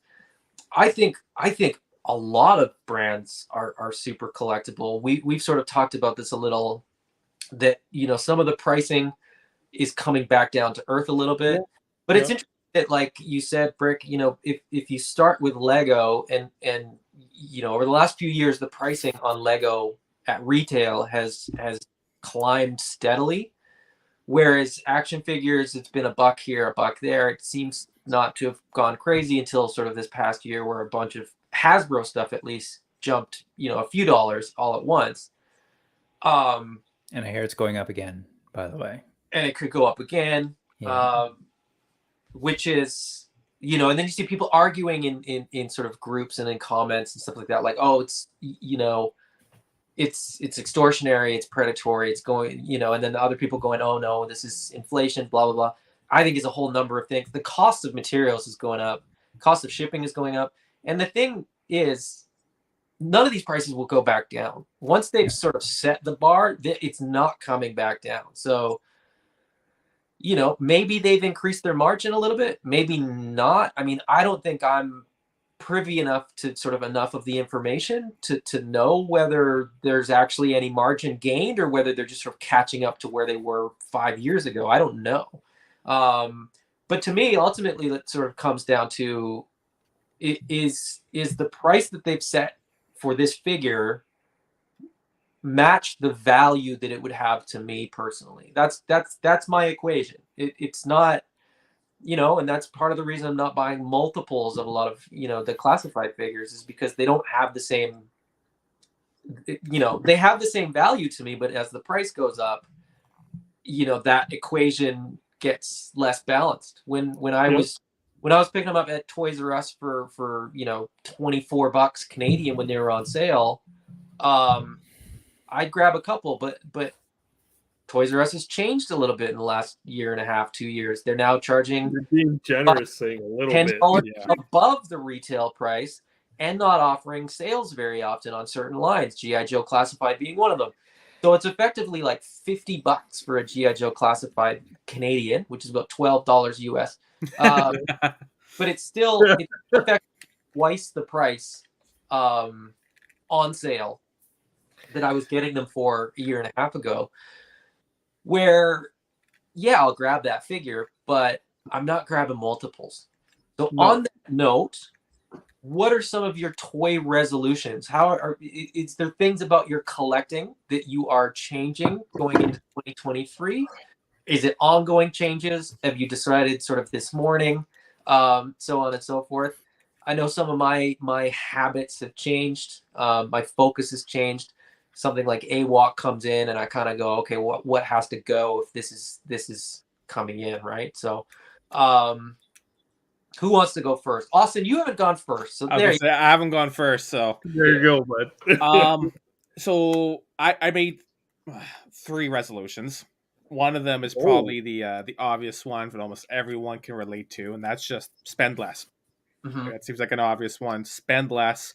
Say no to certain things. Say no to things even when they go on sale. You know, just learn to say no more often. Mm-hmm. But beyond that, I already know there's a lot of things I'm not going to say no to. So I got to be smart about it. Number one thing, and I told Mike this already at eCollectibles, that I'm going to try my best to start paying for pre-orders up front. Because too many times have I done like say $300-400 worth of pre-orders, and since I get to pay later, I just go, nah, whatever. I'm still going to spend $200 on this thing, so I'm not spending this money right now. And I knew that was a thing I wanted to stop for a while, but this past December was a real boot in the ass. Like the amount of things that came out, and I was just blindsided left and right. It was just like, oh my god. if I paid for this back in July, June, whatever, Yeah. it wouldn't have hurt as much. And if you couldn't have paid for it then you wouldn't have bought it, right? Yeah. So I'm definitely, and of course, there's still going to be lots of websites that have their system of that where you don't pay for pre-orders. Big Bad Toy Store is the big one that comes to mind. So you don't pay for pre-orders. But even if it's just like if I don't pay for pre-orders up front, it'll at the very least make a list of the pre-orders, because there's been too many times, especially with all these different websites you can order from. I'll get charged randomly and go, what did I even pre-order? What was that? Yeah, Right. what was that? So in cases where I can pay for it up front, pay for it up front. In the cases where I can't, at least make note of it. But on the note of pre-orders, pre-order less, right? You know, I'm going to say, for example, the Adam Hunter figure I mentioned for my most anticipated figure. For a figure like that, absolutely pre-order it. If you can't miss it, pre-order it. But if it's like, if I can live without, technically you can live without any of them, but from a collector's point of view, if I can live without it, don't pre-order it. Because sometimes you'll find them on clearance and you go, oh, I think it's worth that price. So basically, don't let the FOMO take over. For people who don't know, that's fear of missing out. And which can be hard. I've let that take over many times, but just kind of that doesn't know what FOMO is. I mean, they're doing it. They don't even know what that is. Like, how'd you figure out YouTube? Yeah. So, and for example, like Adam, I'm not a huge fan of the blue and yellow outfits for the X-Men. But even then, I looked at them, they look pretty cool, and it's an easy way to get a complete X-Men team. Yeah.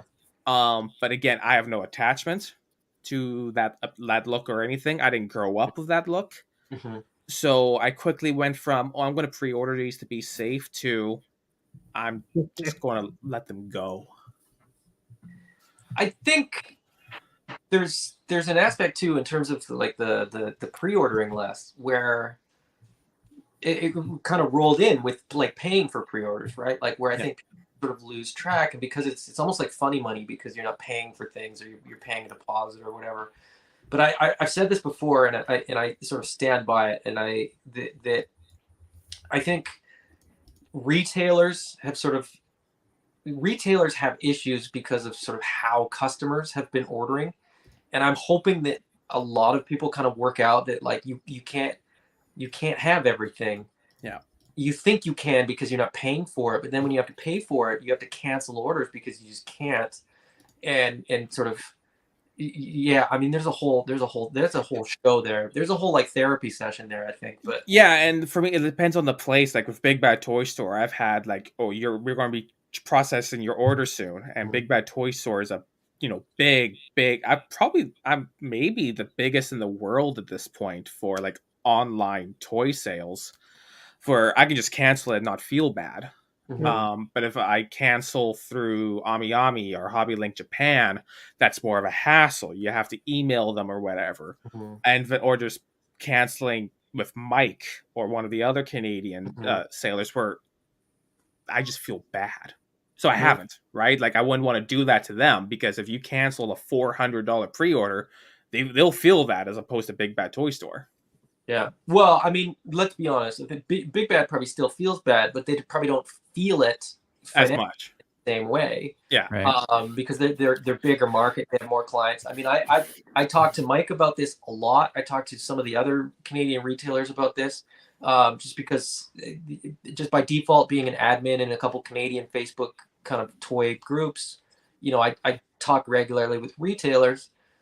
And I mean, it hurts them to have, not emotionally. Well, I mean, it probably does too on some level, but it hurts them financially to have pre-orders get canceled. And it's often, it'll be like a bulk amount of cancellations, because we've gotten in this thing where everybody needs to get the figure first, right? So you order from 4 different places, and whoever ships first gets your order.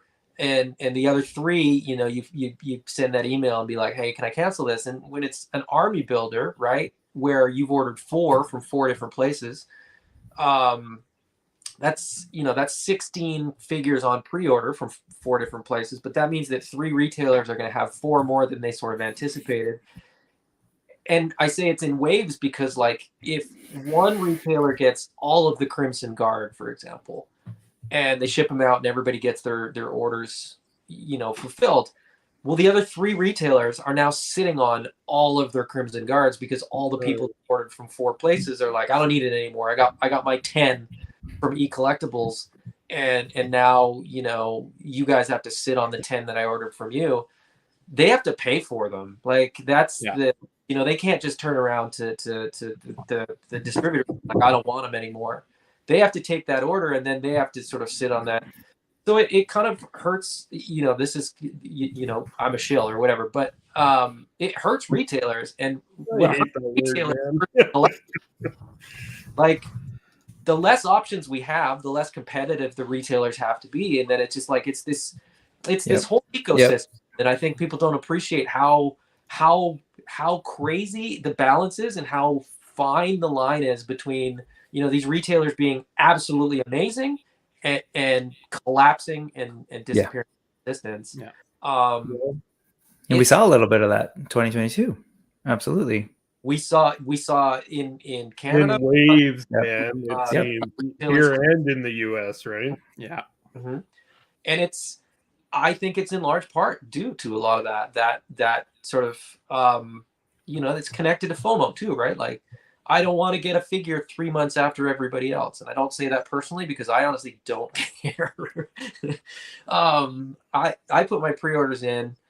I have now got to the point where I just order everything through Mike, and if he can't get it, I probably don't need it, because I'll be like, hey, you should get these SH Figure Arts Dragon Ball Z figures, and he's like, should I? Yeah, I want them, and he did. So I ordered them from him, but it's one of those things where, like, what we saw with the logistics, right? Like, where all the dominoes fell in 2020, and you couldn't get nothing on any shelf, whether it was toys or fitness equipment or IKEA desks. Like, you couldn't get anything. The ecosystem is very fragile. Yeah, it's just it's something to note. But anyway, that's my shill message for the day. I'll get off my soapbox. Rick, what are your toy resolutions for 2023? Austin, did we get all 3? Yeah, that was all 3. That was all 3. Spend less overall, pay for pre-orders up front, but also just pre-order less. Mm-hmm. Got it. Pre-order less. Yeah. For the first one is kind of related, and since we kind of brought up some of the Lego stuff, do you mind if I actually share something? I'm a visual person, and just to how do I do this? What am I thinking? All right, let me pull this tab out. Yeah. So I'll talk through while I'm doing this.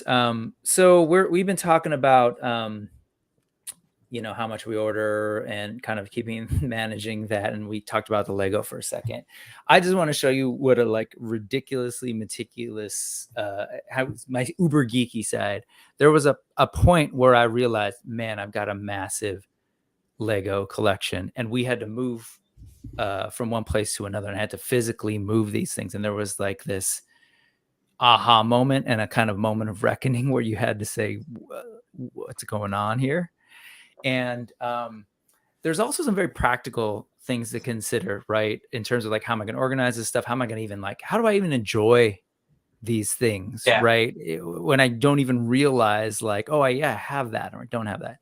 So I will say the Lego community is intense. So when you talk about the value of things and things retaining their value, if not increasing, Lego is owned by one company and has been able to sort of keep stock of these numbers, right? You see these numbers on the left of the set numbers. On top of that, the fan community is intense. And so there's a lot of sort of people pulling ideas on how to get things done. And there are these databases that exist. And so I didn't input all this stuff. I just kind of started keeping records of the number, right? I got this one. I got one of them or whatever. That list looks long, bro. And then you'll see. And as you go, this is like 20 years, right? And so you can import all this data, right? And then you can have these, it's brick set, right? You can upload it, and then they'll kind of like fill in all the data with you. And then you'll see, like, look at this number up here. I just want to name it just because it was an eye-opening moment for me in terms of like, how much have you spent actually? 20 years. I don't want to know, man. I don't. Well, no, and I totally get that. I'm thinking of what else I could have bought. It's like, I don't want to go down that road. But the reason I share that is it's part of the resolution. Like, I need to do that for my action figures. And I've heard people talking about spreadsheets and all this. Like, part of the reason is because of the pre-order game. Like, I do need to keep track of like what's coming in and what's not and how much money I have. You mentioned funny money earlier. Like, there was a part of me at one point where I was like, holy crap, if I just cancel the pre-orders on those his tanks, I now have money to buy this. It's like, no, you never had that money to begin. I mean, So you're kind of like, oh, well, I just pre-ordered and just made like $1,000. I do the same thing when I sell stuff. It's like, oh, well, I got this money now to spend on something else, but I'm not putting it towards shit that I'm supposed to. I mean, I don't do that often, but still, I think we all get caught up in these bad habits around our collection. Even, it might not be as extreme for us or other people as it is for others, but it's still that possibility of falling in that dark hole, right? And I think we can all agree. I think all four of us at least can agree on the fact that it's ridiculous. Like, and like you said, AI, like, you don't want to know, and Brick, you saw the number and you're like, whoa. Like, I think on some level we all can acknowledge that this is kind of an absurd thing that we do, but on another level, it's sort of like, if we weren't buying toys, if we weren't buying action figures and Lego and whatever, we'd probably be into something else. Like, I'm an avid cyclist, so like when I actually look at what I've got invested in bicycles, the number, like, a $30 action figure, I'm like, that's not actually. It doesn't. Yeah, it's all relative. Like, I want to add to that is the community around this stuff is also great, man. You know what I mean? It's not just, like being able to sit here and talk with you guys about something that we fucking love and we're passionate about. Excuse my language. Yeah. You know what I mean? Like, there's we can all relate. we can all relate. We can all relate to this, right? And just like aspects of the collecting. You know what I mean? And it's, how it brings in our love of other things. Like, for me, it's movies and video games, and how a lot of my collection is based on my love of that. You know what I mean? And that's, and the stuff cartoons, stuff I love growing up. It's just, and a bit of it was I grew up poor and now I have the money and I'm gonna buy whatever the fuck I want. And it is nostalgia, right? It's, I remember delivering penny savers for a month to go just buy one G.I. Joe. You know what I mean? It's like, now it's like, well, now I can buy many G.I. Joes. We'll get back to Brick. You're still going, but I just wanted to pull a comment up because Jay is absolutely right. Collecting is the cause and solution to most of my problems. But here, 100%. The financial strain, but it's also like you mentioned, AI is the joy of sort of playing with these things and having these nostalgic moments and having this community to share it with. And absolutely. But Brick, go ahead. Sorry. Yeah, and I bring that up again, not to take the fun out of the toy, because it should be fun, and we do. Like, I accept the absurdity of it. I mean, we live in a relatively absurd world, and like, whatever. Like, we're living in the first world, particularly here. So, but we find joy in, like you said, real connection, real sort of like bringing back the memories. And I would say ultimately these things are works of art, which I think is why, to go back a little bit to the nostalgia, I was saying earlier, like, oh yeah, I've had this nostalgia for the IPs, but like now I'm doing XYZ. But what I'm doing now in collecting toys, I'm still nostalgic. What I've come to realize is I'm absolutely nostalgic about certain stories and characters. But what I'm also nostalgic for is toys. Just like I have a nostalgia for the idea of getting toys, these little avatars that I can play with and pose and look. And I think that's where I found in getting sort of like Mythic Legions or these new things that I don't necessarily have a connection to the story, and again, I'm not trying to sell you on my habit, but for me, it's kind of like when I discovered G.I. Joe for the first time, I didn't know anything about G.I. Joe. And then I got sucked into this, like, oh, that's what this character is. And it's kind of the same thing with AWOC. I was like, dude, what's going on with this? Or with Mythic Legions, like, what's going on? And I have that similar, like, to me, I am going back in a very deep way to what was happening. What's happening in my childhood, and hit pause on whatever music you're listening to, Austin, and listen to us for a second. No, I refuse. But no, I'm totally, that's, I think, the part of the nostalgia here. It's like, oh my gosh, I remember being introduced to these things. And on top of that, I have been sort of an artist in different forms in my past, and I appreciate this stuff. And so when I see people working hard to create these things from scratch, and especially like in this age where we get to like watch these Netflix documentaries about how Masters of the Universe was created, and all of that stuff fascinates me. Yeah. But what I remember is it didn't live and end. Like, that didn't stop. People are doing that right now. And sort of just like I would be like, here's a couple bucks every month for a Patreon because I'm watching your YouTube stuff for free. Let me help you out. It's the same thing with this. Like, there's a reason why I'm like, hey, what's this random new toy thing about? And I'll get one, I swear. Right. But it's kind of like that. It's like, no, I want to support that. Like, I'm behind that. And like, sometimes for me, again, this is not talking about anybody else's yum, right? Ain't yucking that. But it's sort of like from ages really 0, because I inherited a Kenner collection. I had an older brother. From ages 0 to whenever that was, 16 maybe, when I was actively buying toys and a little bit in college. Yeah. That was 16 years of giving Hasbro and Mattel and Kenner money. Like, they're cool. They're good. Like, there's some other folks I kind of want to like help out. Like, that's what this was about. And I can tell you now, because of my spreadsheet, exactly how much I've given to a lot. The Lego group. Okay, so anyways, coming back to that, the responsible piece is, 1, I do need to check spending. 2, I just want to like know, because again, here's the less fun part. Like, I'm in my toy life crisis. I've got 2 kids. I'm not going to be here forever. And I want to be able to like document this stuff because man, we've been there, like where things get stolen, or, Oz, who was on here earlier, was talking about how he lost a lot of stuff in the fire. And it's like, those insurance companies, man, I want to be able to tell them, like, no, check out the spreadsheet. Cool. Make it happen. Yeah. Because part of that is, well, what did you have? Yeah. And sure, we can go like, well, hey, check out, just search Highly Articulated on YouTube and you can see behind me and just do your magic. But like, I think that's helpful. And also, I guess my next resolution, so I want to get more organized with the action figure thing. The next resolution is, part of it is because I want to start selling. I want to be able to look at that list periodically and be like, yo, what was that thing? Hey, I haven't thought about or touched that thing in a while. Yeah. We live in the age of the internet when I can Google search something and look at it again if I need to, but it's just been chilling. Maybe somebody else can enjoy it, bring in some of that actual money. Like, and then, because at the end of the day, I don't want to like poo-poo this habit. Like, I dig it. I'm loving it. Right.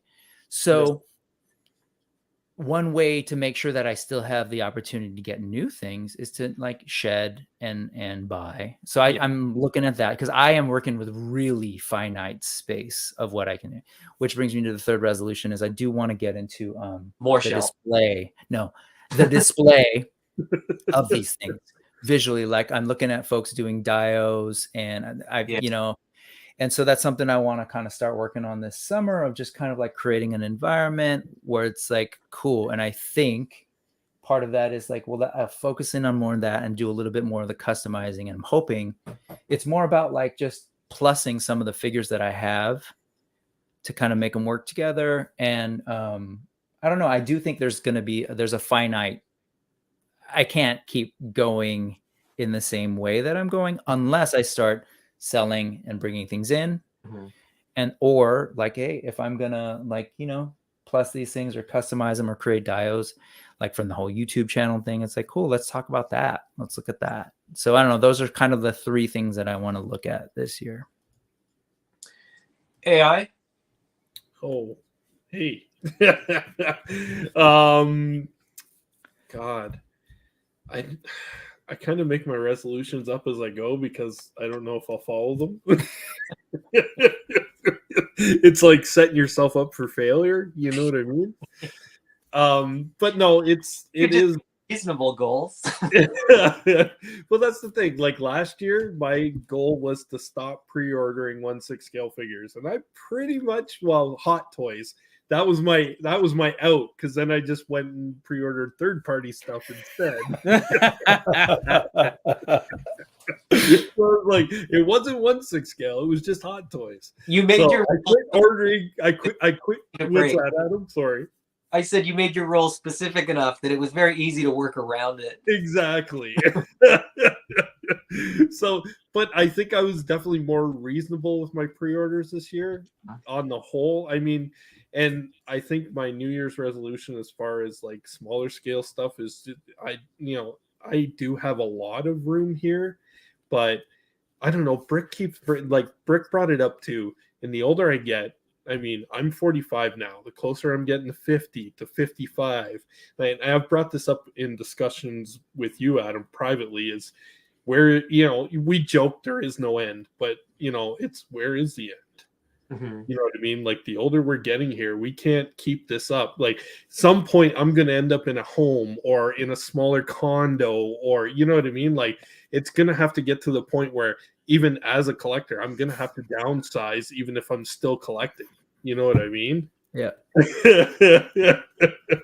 Well, and it's just that's the big thing, right? And and I think it is. I think it comes with age, and the older I get, it's I've always been responsible money-wise with my collecting for the most part. You know what I mean? It's like sometimes I get a little ridiculous, but then I'll get some overtime at work or whatever, and I'll it's never where I can't catch up. It's never unreasonable where I can't get back to it, or I'll sell a few figures or whatever, right, to recoup that loss. But it's just it's not pre-order. I got to stop pre-ordering mass market stuff like like G.I. Joe Classifieds, a lot of the Hasbro stuff. It's like import stuff.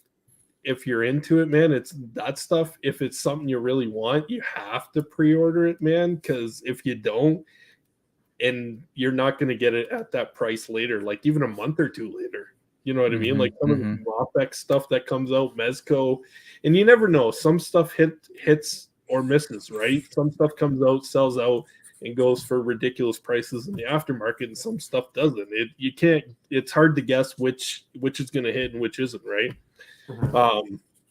But it's getting away from just like pre-ordering in general a lot of stuff and just waiting to see final product pictures. And again, Austin said it, unless it's something you 100% know that you want. Yeah. And for me, it's space, man. Like now it's at the point, like before it's like, oh, I can move some stuff or I could tighten things up on this one shelf so I can put some. It's getting to the point where I can't even fucking do that anymore. You know what I mean? It's like I can't condense a shelf that's already fucking condensed. Yeah. You know what I mean?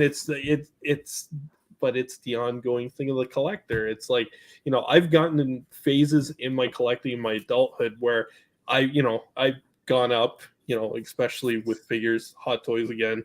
I've had, 200 figures and I've gone down to like 30, 35. But then again, it slowly starts to build back up where I'm at that mark again. And it's like, I start looking at my collection as a whole and what I can get rid of or simplify. Do I need a whole team? Do I need every Avenger? You know what I mean? Do I need every Batman villain? Am I good with just Batman and Joker? You know what I mean? It's just finding ways to make room and have less stuff, I guess. But it's so hard because it's always an ongoing process with us, and we all go through it, man. It's that next best thing comes out, and it's like, wow, that's my definitive Spider-Man now. So what am I going to do with the 12 I already have? You know what I mean? Yeah. It's something we all struggle with, right? And And a lot of it is surrounded around mental health. Like Adam and I have talked about this. Like we're very introverted, right?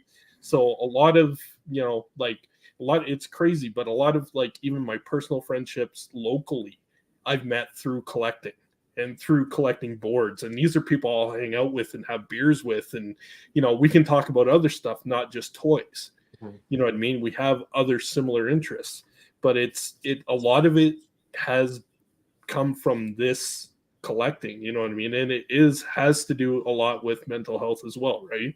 You get that newness in and you open it up and it's getting that excitement. It's bringing back like those childhood memories almost of having that toy, or the nostalgia factor. It's crazy, man. It's crazy how these plastic little things bring people together. And it's like, I don't know. I know we're talking about resolutions.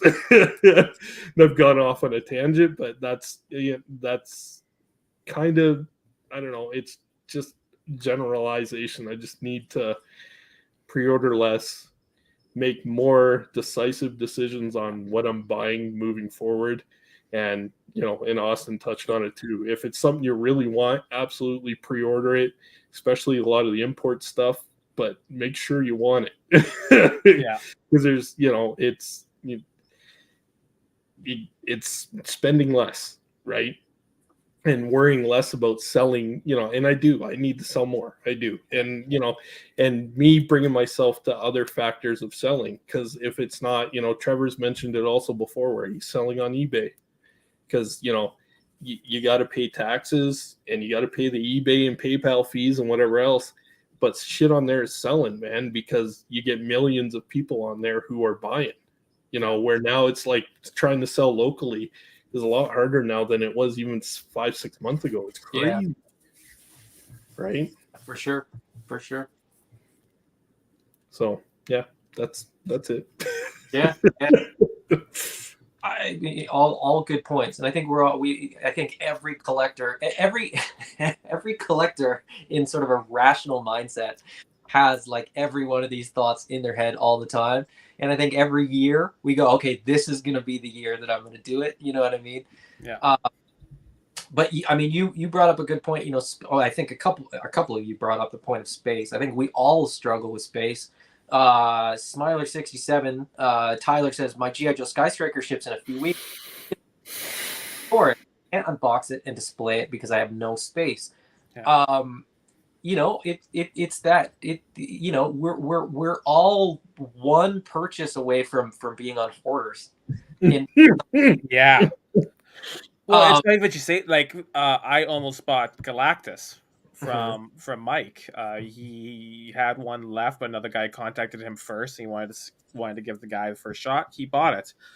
I'm sitting there thinking I dodged a bullet because I'm looking, going, I might know somebody with a Galactus that might. No. Brick's got one. He'll give you a good deal. I know what he's offering to sell them at too. But I'm sitting here like, even if I managed to get that last Galactus Mike had, where would it have gone?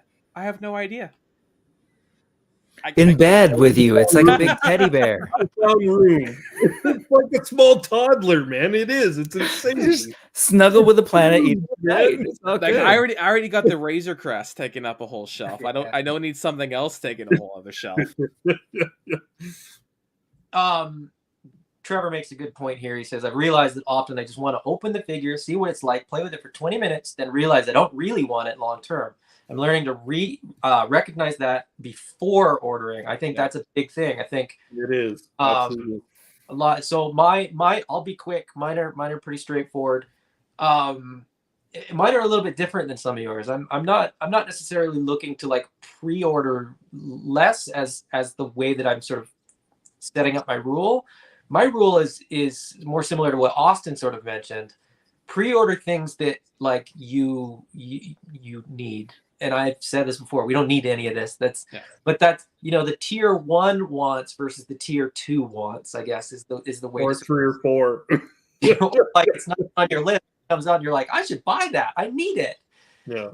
But to that extent, my biggest one this year, in terms of buying, is if I don't want it today on January 1st, I shouldn't want it on June 1st or PulseCon time or San Diego Comic-Con time or whatever. So like getting in the mindset of being like anti-FOMO, of like the blue and yellow X-Men suit is a great example for me of a team that I've wanted for a long time. And when they came out, I was like, yep, I'm getting those.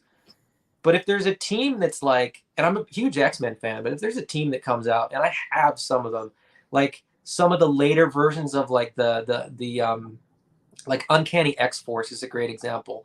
Great figures, great design. Why do I have those figures? Why? What Oh. Whoa. Shit. Why does he That have was- them? We'll never know. That was totally that. Yeah.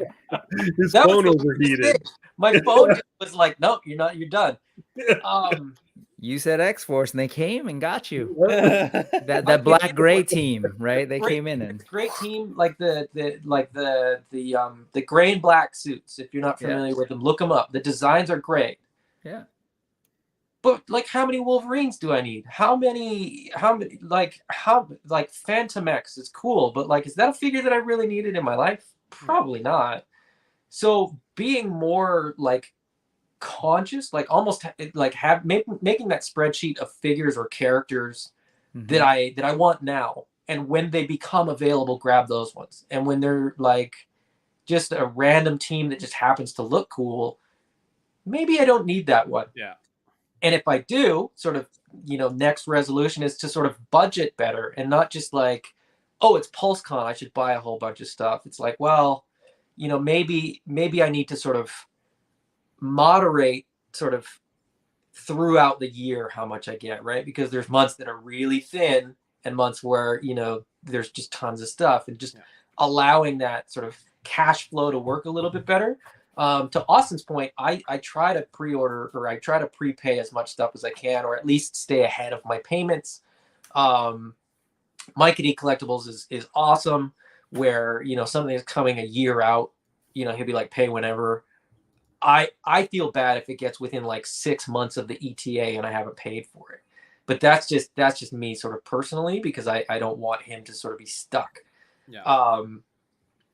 And it also, I feel like, because I'm ordering everything from Mike and sort of paying as much as I can up front, or as quickly as I can sort of after I've pre-ordered, I don't feel the need to like order from 4 different places and then cancel 3 orders as well, because I'm paid for it, right? Like the transaction, I feel like, is already done. So it's just sort of a little bit of a different approach. My other thing is, if it's in a bin, it's got to go. Like, if it doesn't make the cut now, why should I think that it's going to make the cut to make it onto the shelf when more new stuff comes out, right? Yeah. Recency bias, we've talked about before, that it's a bias based on timing and that sort of that endorphin rush of opening it. But I think it's also, partly because, like we said, with that the Gamer versus Spider-Man figure, the new version is better than the old one. So you put the old one in a bin. Well, when the next one comes up with even better articulation, you've already got one in a bin. You put another one in a bin because you got the third one. Like, that doesn't make it. We talk about the absurdity of this, right? Yeah. We create more storage for the stuff that we haven't touched for even longer. Like, we rent a storage container, or we start putting more boxes in the garage. We filled up the basement already. That we're like, I gotta rent on my attic so it's a usable space. Like playing Tetris for real life with boxes. Yeah, man. and it's kind of like this weird thing where, like, if does it spark joy, right? Like, if you have less stuff, you can kind of appreciate it a little bit more, because you'll have more time with the few things that you have. Yeah. So, I mean, those are sort of my things. But yeah, just like, being more conscious of what I'm collecting and why, right? Like I said, the blue and yellow X-Men, Uncanny X-Men 275, like, that cover is like burned in my brain. That one, and then the X-Men #1, the Jim Lee cover, like, if they're X-Men that aren't on those covers, I can probably live without them. Like, I'm having a hard time going through my Marvel Legends shelves and deciding what's going to get cut. There's a whole lot of stuff that's on the list that's like, I should get rid of this. I'm sort of just working up the fortitude to make the decision to post it somewhere, because for me, like I'm typically I err more on the side of like, I can afford to buy more stuff, and then if I can sell stuff off, all the better. That's less I have to be able to like afford in my sort of buying, rather than like looking to offset my buying with my spending, if that kind of makes sense. So it's just sort of different things for different people. But yeah, those are kind of my big ones. Is really just be more conscious and just clear out stuff that doesn't do anything for me. Mm-hmm. Mm-hmm. Yeah, like I for me, it's gone to the point where I got so much stuff. I actually put all of my DC McFarlane, every single DC McFarlane figure I have, in storage. And actually, I really like that line. Like, McFarlane makes some good figures, but it quickly turned into, I got this whole X-Men display going on now, and I got no room for it. Something's got to go. And I chose McFarlane. McFarlane went into storage. X-Men came out. And then I have the same logic of, if I'm willing to put that in storage and not look at it for months, maybe years, why do I have it? Well, to that point, I was thinking about this while everybody was else was sort of doing their things, and I forgot about it while I was talking, but you brought it up again. I've gotten in the process of like taking photographs of a lot of stuff that I feel like I'm gonna want to get rid of, so that I have like a documentation of like I did own it and chose to get rid of it. Like it's there, like I said, this the therapy aspect of it. Like, okay, I can retain some aspect of that item, but like Brick said, we also live in this age where like everything is, you can just jump on Facebook Marketplace, or we're in these groups, right? Like if I sell off some vintage GI Joes, if I ever have a moment where I'm like, oh, I really need to replace that Storm Shadow figure that I sold, I can always buy it again. But my thinking is, I bought it once and I sold it once.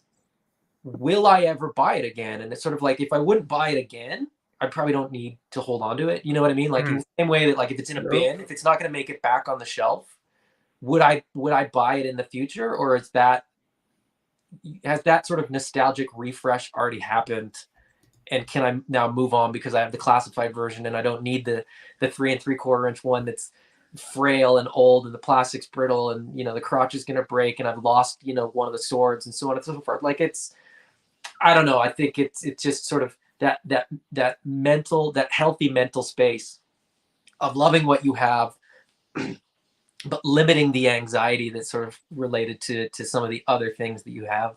Yeah. And I think selling them, but I think documenting them so that you still have, like I said, a picture, put it on Instagram. You'll still have it in your mind. Adam, if you're selling, you're taking pictures anyways. Exactly. Most people aren't going to buy something without a picture, right?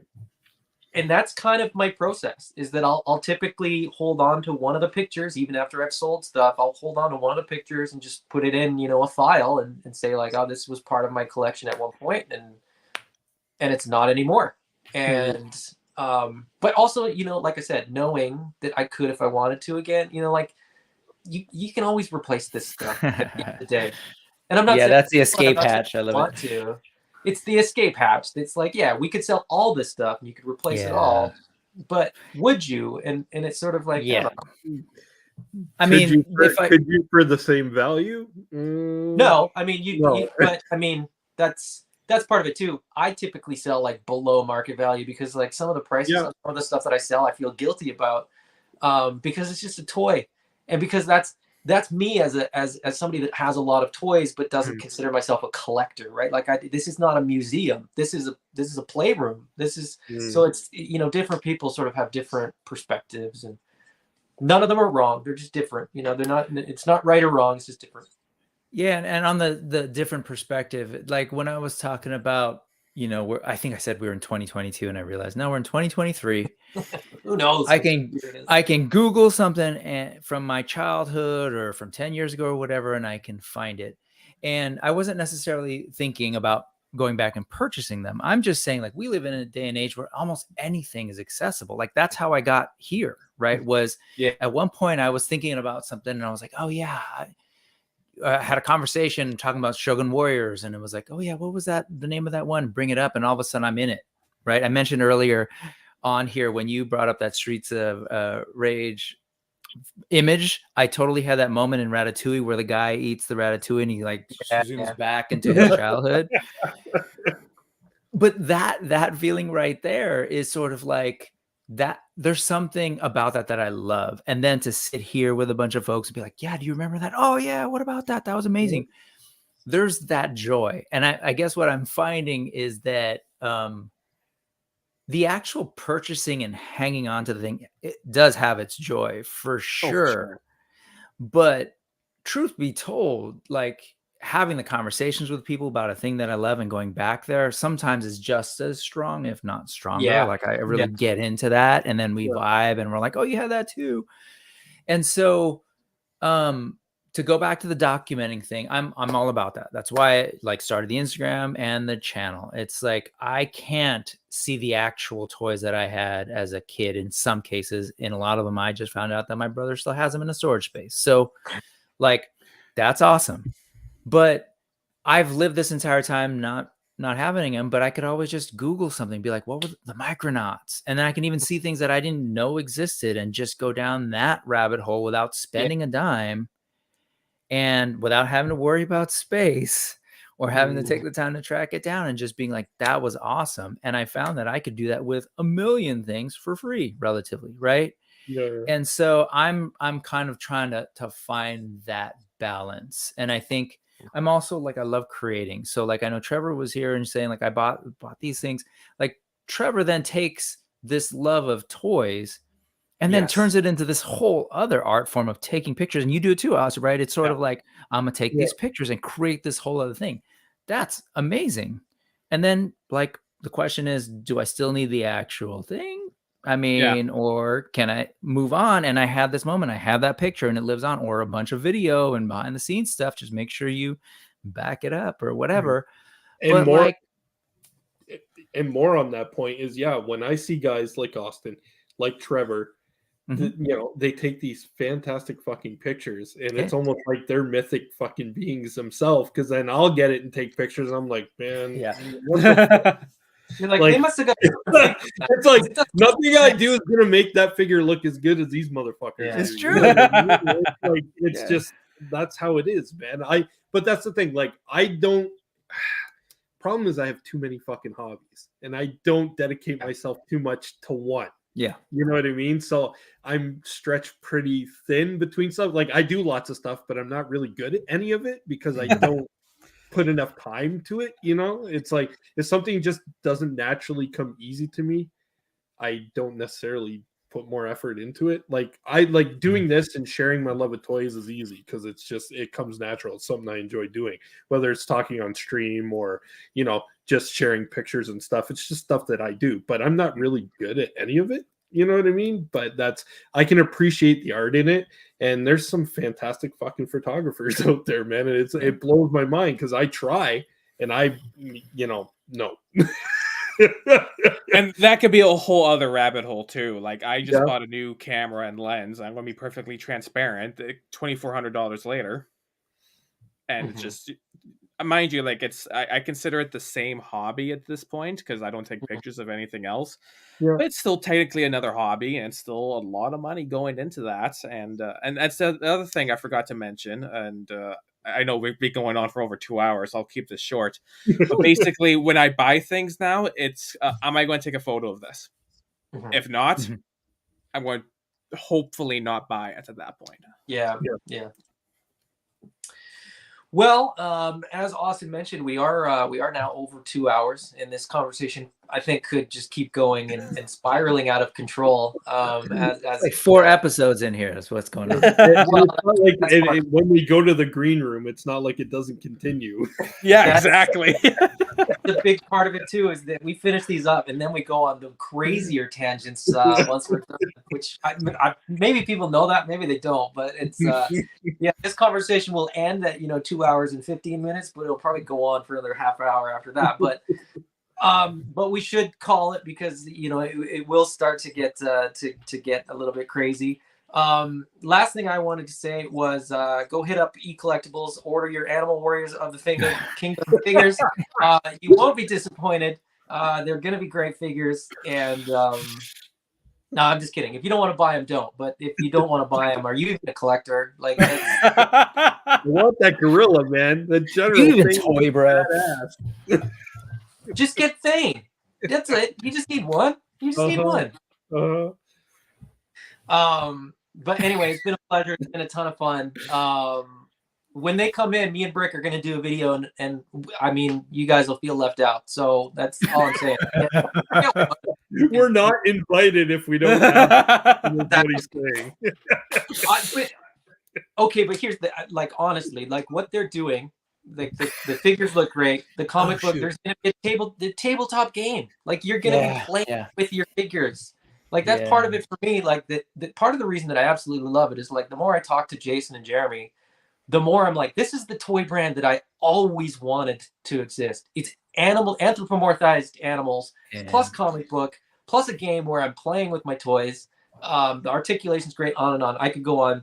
And I will go on and on when they're in hand. We're going to do more videos, and I'm probably going to get Jason back on the show once the figures actually land at my doorstep, which is probably sooner rather than later. But check all these guys out. Go follow them on Instagram. Go follow them on YouTube. Always a pleasure having you guys on. The what am I thinking of? The details down below the video will have all the links to these. The links. That's the word I was looking for. The links. The links to various Facebook and not Facebook, YouTube, Instagram, whatever. You guys can. It's been over 2 hours. It's okay. I just realized that I didn't put them in before I did the video, which I normally do. So I'll have to add them after the fact. But if you're here, I mean, you know these guys probably already. So.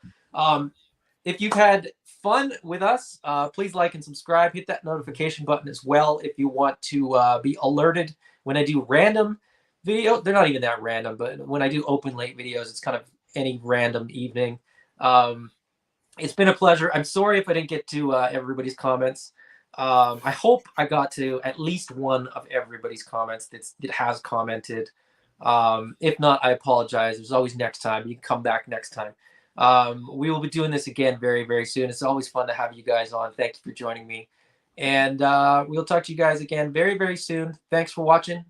Bye-bye. See you guys. See ya. Bye.